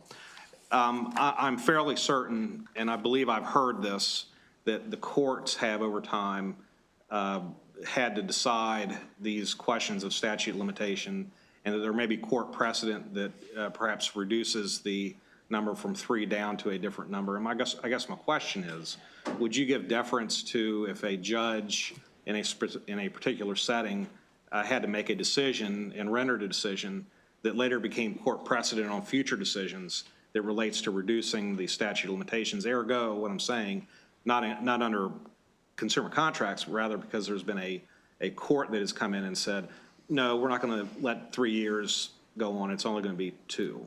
And I believe there might be some examples of that.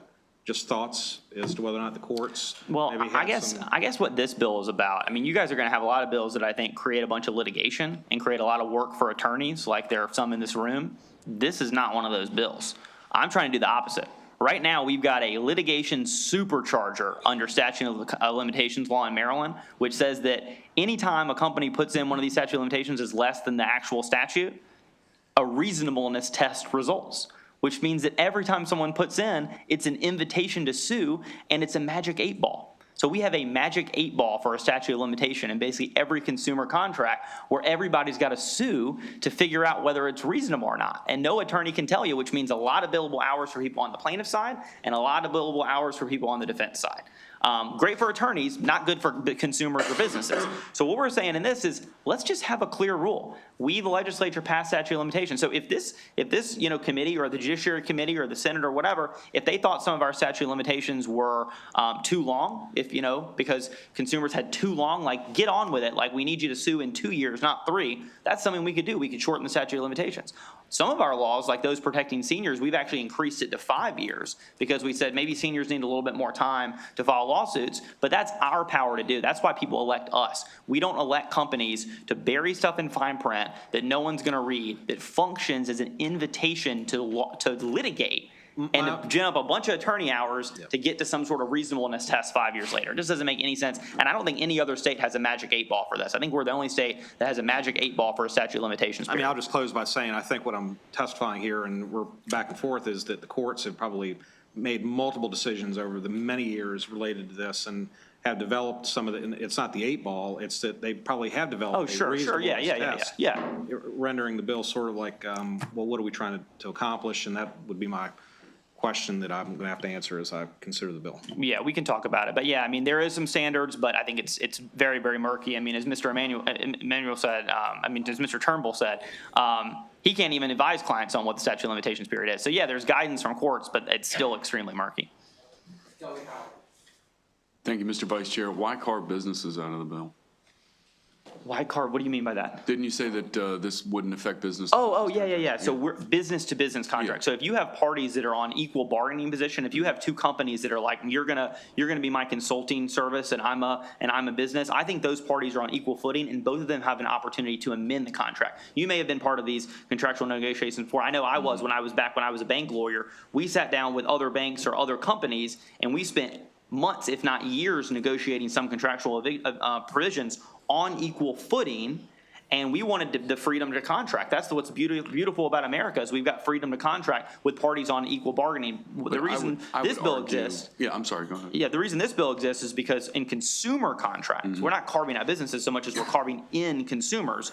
In consumer contracts, consumers don't have that ability to change the terms of the contract. They have to accept it or not, and also generally they don't read it. So that's why this provision exists. If the parties are on equal bargaining period, I don't care if they make the statute of limitations 48 hours. They're still overruling us, but those are sophisticated parties and they presumably know what they're doing. If I'm a consumer signing up for some sort of service or buying some sort of good, I don't have any say. So I want my elected officials to decide.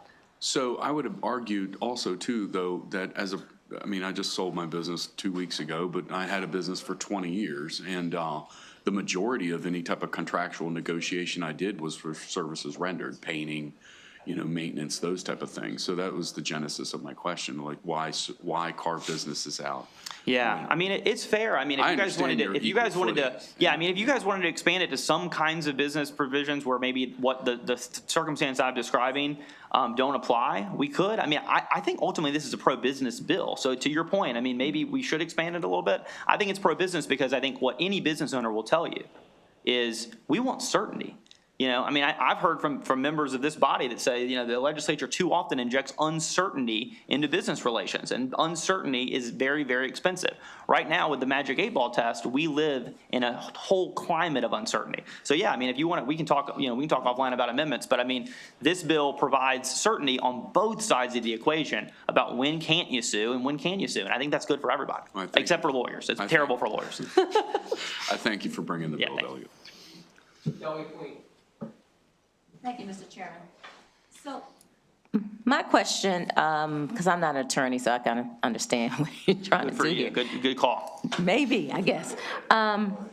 Because, and I think with the conversation you were having with Delegate Adams, if we wanted to be clear, and maybe that's what you alluded to, you said North Carolina does, if we wanted to be clear, why don't we just say this type of issue is 3 years, this type of issue is 2 years, this type of issue is 6 years or whatever, and take that reasonableness out. That to me should be what you should take out. That's what we're doing. That's this No, bill. you putting more words in here too, under statute 5-428. All that bold is more wording. No. So what we're saying is basically what we want to be the case is, yes, different years for different laws. We've already made those rules. Those already exist. Now, we could change them anytime we want, but those already exist. Right. What the courts have said is businesses are free to put in different numbers if they want, if they're reasonable. Right, so take that wording out, is what I'm saying. That clause you just said. Okay.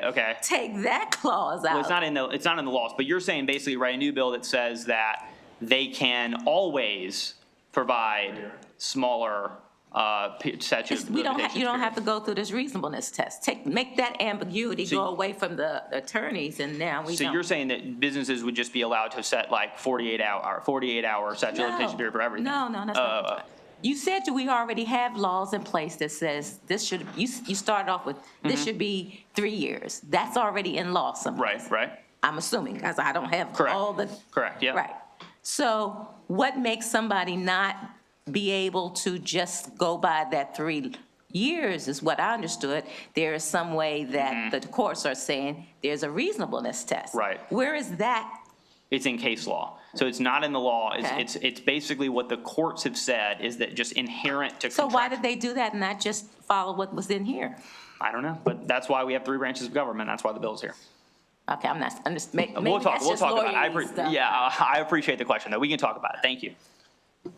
Okay, seeing no further questions for this panel. Next, we will have Steve Sakamoto Wengel and William Steinwettle. You can start when ready.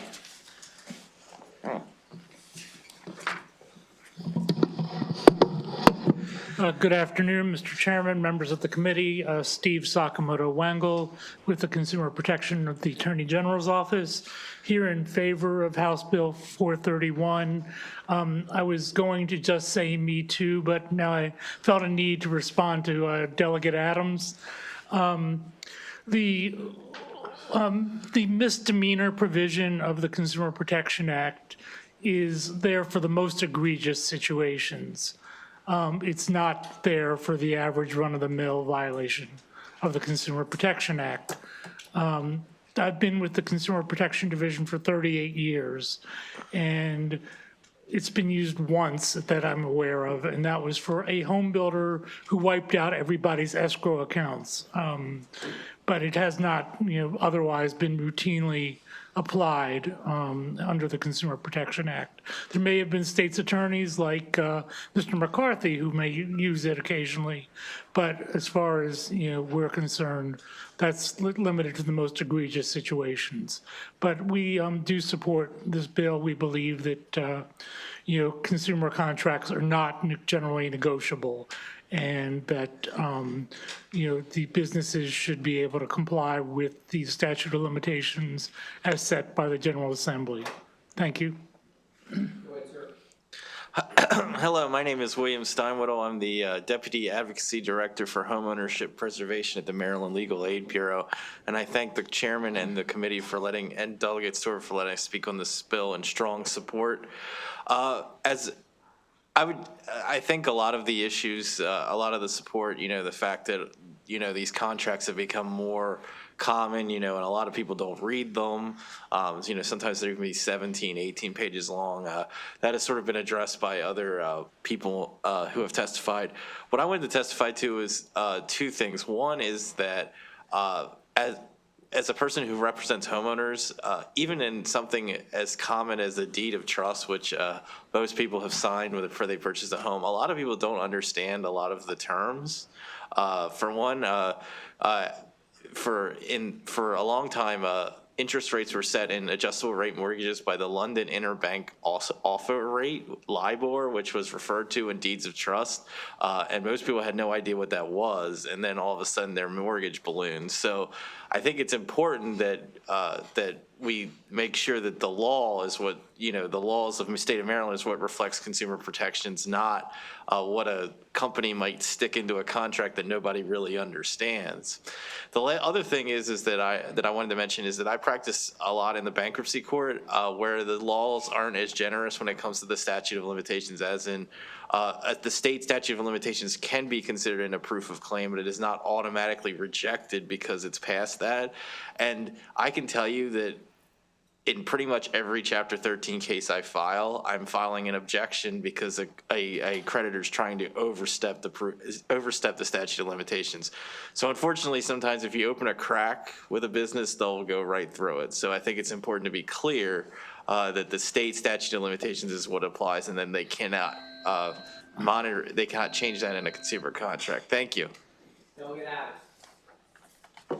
Thank you, Mr. Chairman. And Steve, let me just start by saying that I believe the Consumer Protection Division, your division, does essential work for the state of Maryland, probably does it with limited staff and even increasingly limited resources to achieve the task. And so when I say that with an earnestness to what you do, how you do it, and respect that you use your powers with discretion, and I wouldn't doubt that one bit.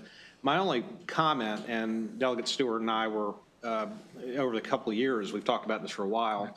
I can't speak for him, but what I will say is that when we bring these bills and it includes that penalty provision in it, I think it sullies the overall importance of a bill's passage, because I think it's subject to serious consideration about what's possible.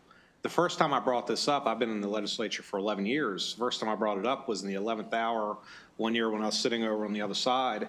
And it was an issue over Comcast and how they use consumer data. And this was before Data Privacy Act and everything. And the bill applied in a way that I asked the question, who goes to jail? Like, who at Comcast will go to jail over this? And the council couldn't answer the question. And that question essentially killed the bill because it was brought in the 11th hour. That's certainly not what I think you want to see happen. And further, we should revisit this. I mean, I think maybe obviously not this year, but in the next year or the coming years, we should really ask the question, where does the criminal part relate to the work that you do? And it doesn't question the quality of the work that you do, but is it necessary to have it as a threat? Is it necessary to have it, frankly, in existence? Now, there may be some examples, enhanced penalty provisions for certain types of violations or certain bills that we bring forward, but not everything and not every time. That's my only response, and I hope that you see it through the lens of a fair assessment of what you do and how you do it. It makes it difficult for me to vote for things like this when I know that I can go back home and have somebody ask me, hey, you passed a bill that could put me in a jail if I violate a consumer contract law that we just passed. That's where I have a problem voting for these bills. That's it. Thank you. Thank you. Steve, just to clarify, last year you guys had a bill, I believe it passed the House, that the consumer protection laws would apply to businesses. It failed in the Senate. I do not know, is that proposal coming back? I'm just asking. We're not introducing it this session. Okay. All right, seeing no further questions, we have one favorable who is virtual, Mr. Jeff Sovereign. Thank you. My name is Jeff Sovereign. I'm the Michael Milliman Professor of Consumer Protection Law at the University of Maryland, Francis King Carey School of Law. I make my statements only in my official capacity rather than on behalf of anyone else. I want to elaborate on a couple points that have already been made. The first is, why can't consumers protect themselves? Consumers can't protect themselves from these contract terms because, as studies show, consumers often don't understand contract terms and may not even realize that the seller's cutting off their rights. Second, consumers can't protect themselves because they have no bargaining power. Try asking your bank to change a contract term. Third, consumers can't protect themselves because, as has been pointed out, consumers don't read their contracts. Why should they when they can't understand their contracts or change them? Not even Chief Justice Roberts or the lawyers who write these contracts for their clients read them.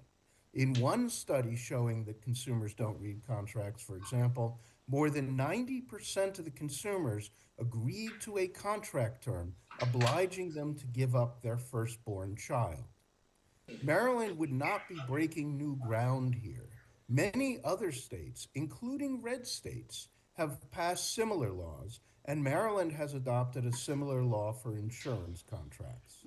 Unless you stop them, bad actors will have the ability to take advantage of consumers by inserting these terms into their contracts. I hope you will stop them. Please vote favorably on HB 431. Thank you. Thank you so much, sir. Seeing no questions, that concludes the favorables. We'll now go to the two unfavorable witnesses, Scott Peters and Robert Enton. Please begin when ready. Yep. Okay. Mr. Chairman, members of the committee, Robert Enton on behalf of the Maryland Bankers Association.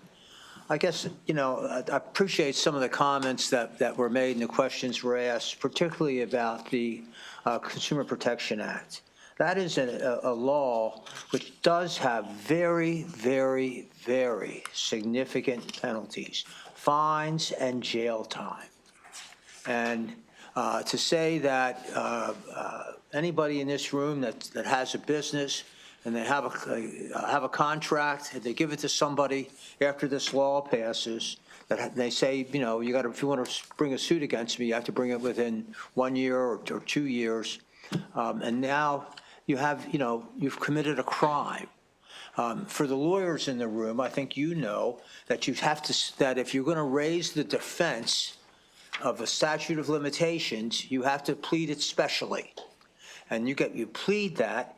And Maryland law is very clear. Section 5101 of the Courts and Judicial Proceedings article says, a civil action at law shall be filed within 3 years from the date it accrues, unless another provision of the code provides a different period of time within which an action shall be commenced. It's simple. And that is the law of the state of Maryland today. And if you look at that subtitle, you'll see that there are 20 subsections in that subtitle that for this type of action or for that type of action, the statute of limitations is different. But none of them make it an unfair and deceptive trade practice. It's a matter of contract law between the parties. And it's up to the courts to decide whether or not you comply with the state statutes that expressly dictate what the statute of limitations should be. Happy to talk to the sponsor about maybe some different language in this. I would just close by saying, Mr. Chairman, that I know that many businesses do have 1 year statutes of limitations in their in their contracts. I don't think you're should be committing a crime if that's what you do. Thank you. Thank you. Good afternoon, Mr. Chair and members of the committee. My name is Scott Peters. I am on the board of the Maryland DC Creditors Bar Association. And I'll have to admit, when I first reviewed this bill, my first thought was, do I care? And quite frankly, we are not opposing any prohibition on reducing statute of limitations by contract. Like that, in over 20 years of practice, I don't think I've ever had a client that had a contract containing such a provision. But the biggest issue here, and I think Delegate Adams was touching on it, is the enforcement provision. Linking this to the Maryland Consumer Protection Act provides great penalties. First offense, by the state can enforce up to $10,000. Second offense, I believe it's up to $25,000. And I also think that the wording of this statute seeks to regulate what may happen in another state. And I give you the example. So in my business, we have clients that sometimes they're on a national level. They may have a contract in the state of Arkansas, and they may contain a provision such as this, and that person, maybe they're in the military, they work for the federal government, and they relocate to this area. The account gets assigned to me. And by reading this statute, just by virtue of the fact that that language is in there, it's a violation of the Consumer Protection Act. And it almost makes it unenforceable in the state of Maryland, because I would have to go to the client and say, it's in there, I don't think you should pursue this. So they would almost have to forego pursuing their claim. So just to recap, and as far as prohibiting reducing limitations, there's no opposition for me. It's just the enforcement provision is a bridge too far, and the penalties are much too great for what is a relatively simple, a simple clause in a contract. So just to clarify for both of you, if we were to limit it just to Maryland, and maybe you take the consumer protection language out, is there any real opposition? Bob, I got both my bank contracts up here. There's no mention of this. I can't imagine a single bank is even doing this. Like, would you guys have any opposition if those two things were amended into the bill? I'm happy to discuss that with my client and get back to you. And I would do the same, but I don't believe we'd have any opposition if you took out the enforcement provision linking it to the Consumer Protection Act. Okay. One other question or comment, if you would. You're into the questions today, Bob. Go ahead. The other thing that I find bothersome is that, you've got all these contracts out there. And all of a sudden now on October 1st of this year, those contracts are out there. I know it doesn't apply, but I just wonder for businesses all over the state, and I represent other business groups besides the bankers, are they going to know and realize that they got to change their contracts and get those contracts out to everybody going forward to make that change? I would also suggest if you were going to pass it, you'd have a delayed effective date beyond October 1st. Or just doesn't impact the rest of the contract and just the statute of limitations on when they can sue changes. I mean, we can work with you. It's a violation of, under this bill, if you have it in your contract. Okay, we can look to make sure it's amenable. It's not dealing with enforcement. It's dealing with having it in your contract. Okay. Thank you. That concludes this bill hearing. Next, we will go to House Bill 393. We have Delegate Queen, and I'm not tracking a panel for you, Delegate, so you can start when ready. Panel. Everybody signed up against it. Oh, man, it's all right. I appreciate the courage. Hey, I didn't know I could bring everybody together on an agreement.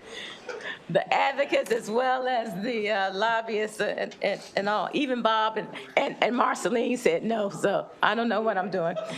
Okay, so good evening, good afternoon, Chairman and members of the Economic Matters Committee.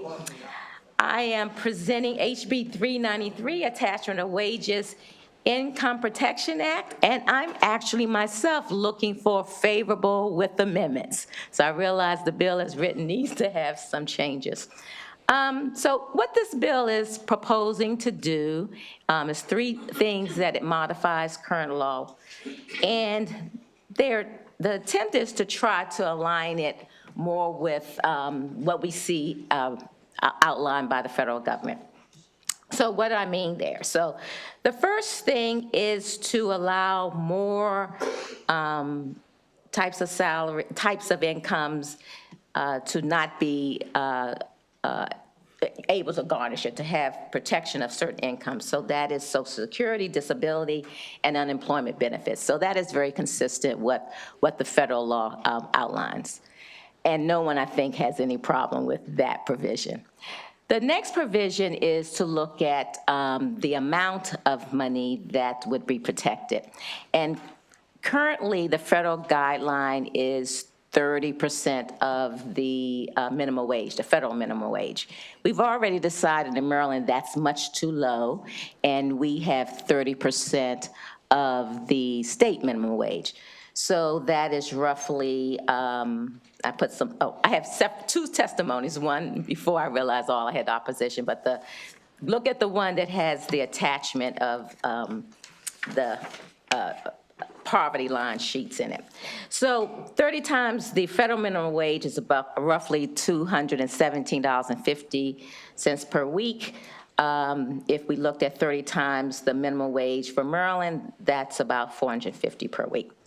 All right, so what we did with that part of the legislation, or that part, was to match it not to 30 times the state income, but take that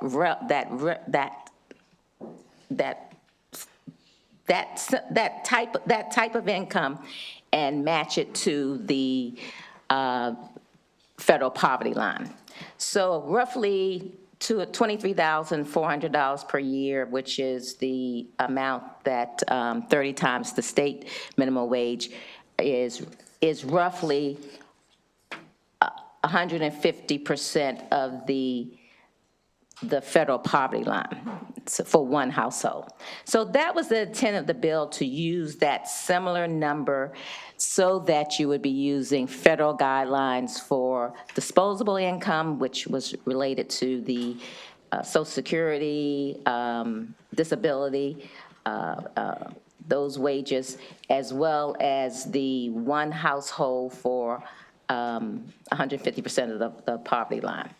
So that was the guideline. So if we had creditors who were from outside of the state, they could use those federal guidelines and be very consistent, not having to know what the minimum wage was for Maryland. The third part of it is to make sure that the employer is notified if their wages are garnished. The type of information that is being asked in the third part of the bill would already be covered by the Pay Stub Transparency Act, which we just passed last year. So that part of the bill, I don't think should have ever been in there, and that's a conversation I need to have with bill drafting. But that part of it definitely does not need to be in there. So what I'm proposing to change for this bill is to, the first part of the change, I think we're all in sync, that we can add as part of disposable income, Social Security, disability, and unemployment benefits, which is in line with the federal government. And then to either maintain the 30 times the state minimum wage, or to clarify, if we're going to use the federal poverty line, to clarify that is 150% of the one income, the one household income amount for the federal poverty line.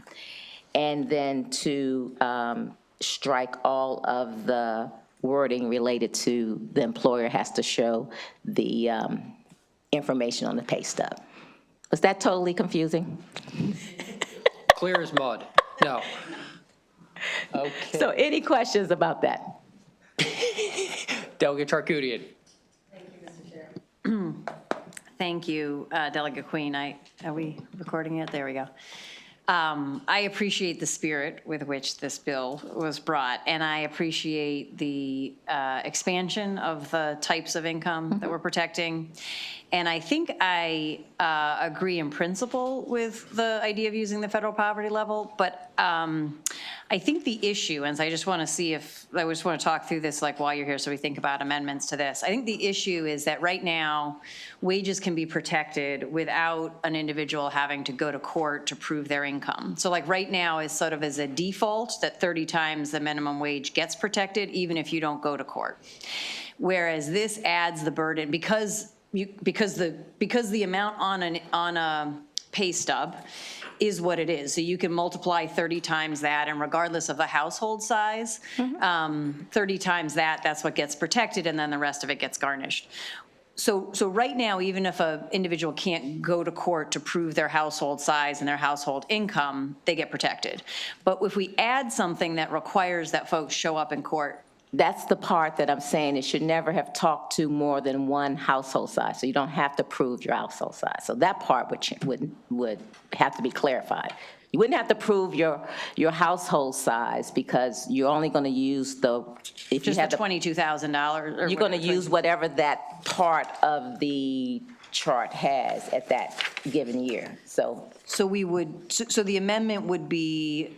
If the mimic, if we wanted to keep, as I said, I'm willing to go back to the 30 times the state minimum wage. I say we make it 40 times, but yeah. Well, that's not changing, I think, anytime. But if you look at the chart and you have the 2024 numbers there, you're right. The poverty line is based on your family size. And so the intent is just to use that one household person's amount. The point of using these numbers is that this gets indexed each year. So you're seeing 2024's number, but actually 2025 is now out, but didn't have it at the time. 2025's number is a little more actually than 30 times the state minimum wage. This number gets indexed every year. So that was the benefit of using that number. Yeah, 100% I'm with you, because I think I had a bill to try to index this 30, I think. Right, and that would not pass, of course. Yeah. So you're saying, can I just see if I understand? So we would replace it with, I'm just trying to figure out what this rate is compared to the minimum wage. So sorry, I'm running the math now. I did the math for you. What is the amount? The amount in the amount. That's like $10? No. The amount in the minimum wage number 30 times is $23,400 per year. Okay? The 2025 number for one household, 150%, is $23,475. Okay, thank you. I don't have the 2025 numbers in Gotcha. it. I'm looking at 24. Okay. You're looking at 24. I think here's the thing. I think that it would, right, so you're saying the language would be changed, so it'd be very clear that it was one particular figure and not that. It's the one household, so don't look at these two. You don't have to go and prove that I am this income because I have two people in my house.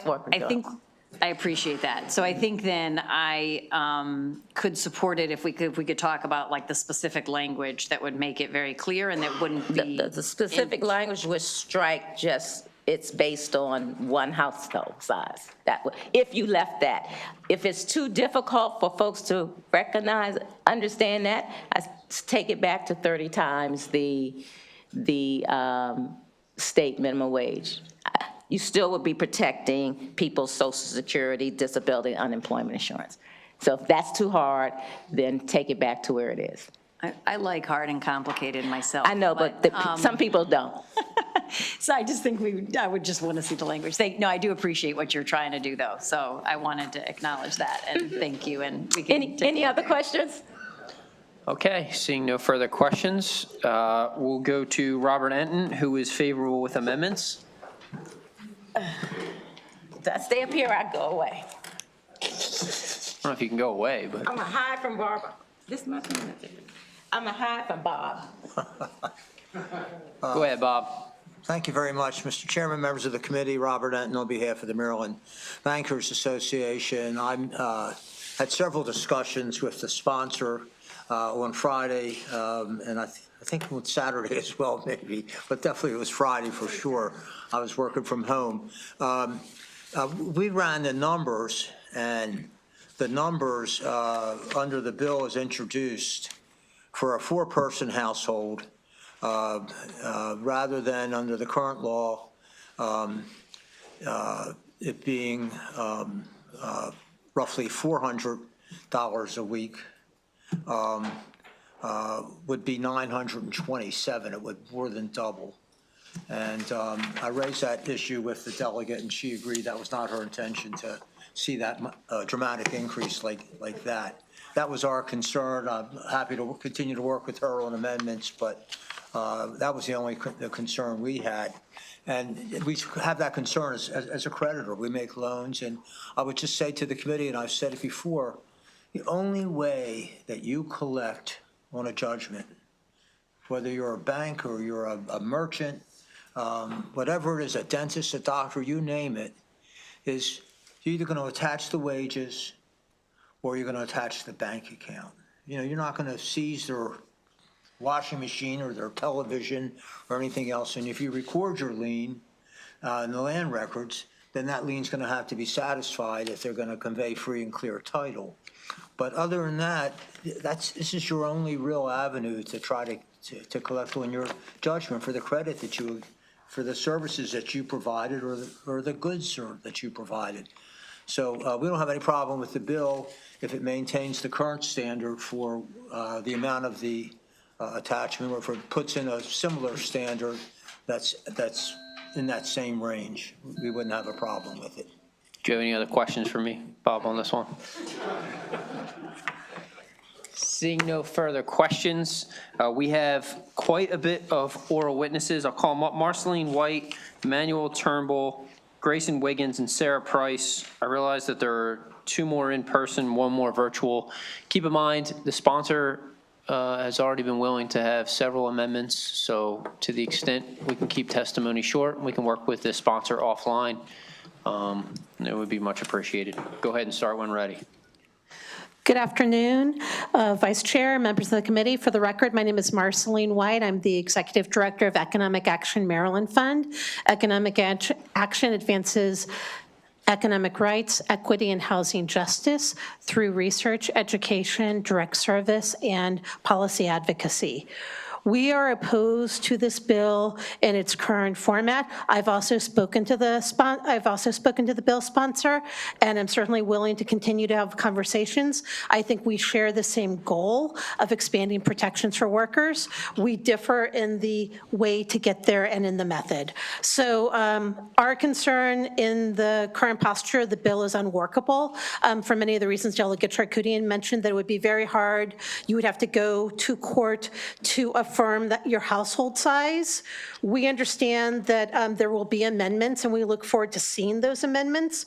I would say if we are going to do something now to expand protections for workers, what we could do is increase it to 200%, or do a fixed flat rate, which is also self-executing, of $650, because the cost of living has gone up 22% since 2020 when this bill was passed. So if we're going to take the time and energy to expand protections, let's do something that really reflects the needs and concerns of our communities who are grappling day to day with the high cost of living, utility, auto insurance, and many of the things this committee deals with. So again, we're opposed to the bill in its current posture, happy to work with the sponsor on amendments, but would like to see something very meaningful in terms of expansion of protections. And I will end it there. Thank you. Thank you. Marceline, can I ask you a favor? Can you move back to the first row? And I'm going to have Michael Lagana and Scott Peters come up so we can continue to move forward. If there's any questions, you can come back up, Marceline. Go ahead, sir. Emmanuel Turnbull, partner at the Holland Law Firm. Amongst other things, we represent Maryland consumers who are sued for debt collection. And of course, sometimes that means I have to have the difficult conversation about how much of their wages can be garnished. And when I first read this bill, I didn't quite understand what it was trying to achieve. I think now clearly the intention here is good, but some of the language here is a problem. In fact, even the initial language, which adds Social Security, disability, and so forth, to the amount on which the 75% protection is based is potentially problematic because those things are already protected. You can't garnish someone's Social Security right now. In fact, if you try, I will happily sue you on behalf of the person you do it to. The indexing question, to what should the limits be indexed? I was here some years ago arguing for the index to the Maryland state minimum wage, because before it was indexed to the federal minimum wage, and that had fallen drastically out of sync with what it costs to exist in the state of Maryland. Will the federal poverty level at 150% be any better in, say, 5 or 10 years' time? I'm not so sure about that. So the bill is currently written. I would oppose. The amendments I would have to see, and I've no doubt that I will be hearing about what those look like in the future. For now, I would urge an unfavorable report. Thank you. Good afternoon, Mr. Chair, members of the committee. Grayson Wiggins on behalf of the Maryland Chamber of Commerce. Just want to thank the sponsor for speaking with us about the bill. The primary concern we had was the notice provision, but based on the amendments that the sponsor just described, I think we'll be good. Thank you, Mr. Chair.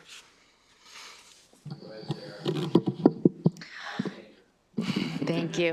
Good afternoon, Mr. Chair and honorable committee members. We also had concerns about the notice coming down from the employer.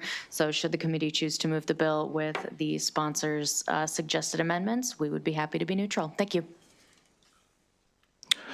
Greetings, Chair, members of the committee. My name is Michael Lagana. I'm here on behalf of Receivables Management Association International, a trade association that represents credit originators, debt buyers, law firms, and vendors in the receivables management industry. Much of the history of this bill and what's come prior has already been discussed. Ms. White mentioned that the cost of living in the state of Maryland has gone up 22% in the last 4 years. Just to put into context, when the bill was changed from 30 times the federal minimum wage to the state minimum wage in 2000 was $10. So it went up 38% first year. It's gone up every year that the minimum wage has been growing. So right now it's at $15. So the exemption has gone up 100% in the last 4 years. If the state raises the minimum wage again, the garnishment exemption will go up as well. For this reason, we oppose the bill.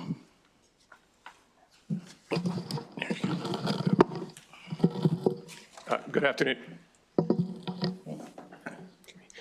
Good afternoon again. My name is Scott Peters. I'm on the board of the Maryland DC Creditors Bar Association, and I have been representing creditors for over 20 years. Echoing what Mr. Lagana said, we were down here in 2020 where we took the exemption from a link to a federal metric, and we moved it to a state metric because that more accurately represented the climate here in our state. So this bill is in essence seeking to move it back to a federal metric, which is contrary to what we did 4 years ago. And I know Delegate Queen indicated she was removing the portion where a court was going to have to determine household size. That was my biggest issue with it. It's garnishees have no way of knowing how many people are in a family, and you may in fact burden courts with numerous motions to try to prove what a household is or how you should calculate how many people are in a particular household. So the position of the creditors bar is we fixed this 4 years ago and we linked it to a state metric, and there's an automatic escalator in there. If the state should raise minimum wage, the exemption will automatically raise. So for all those reasons, the creditors bar is in opposition, would ask for an unfavorable report on this bill. Ms. Gibson, go ahead and testify when ready. Good afternoon, Mr. Chair and delegates. My name is Sonia Gibson here on behalf of Encore Capital Group. We are unfavorable to the introduced version of House Bill 393 as described in my submitted letter, but we have spoken and shared this particular amendment with the sponsor to make the wage protection formula depend on a one-person federal poverty level household. And if our amendment is adopted, we would support the bill. Thank you so much for your time. Thank you. Just a reminder, I mean, everybody has pretty much mentioned it, but continue to work with the sponsor. I think she's done clearly, she's done a very good job working with all stakeholders and parties on this bill. With that, seeing no further questions, that concludes the bill hearings for today. Thank you all, and I'll see you tomorrow morning on the floor.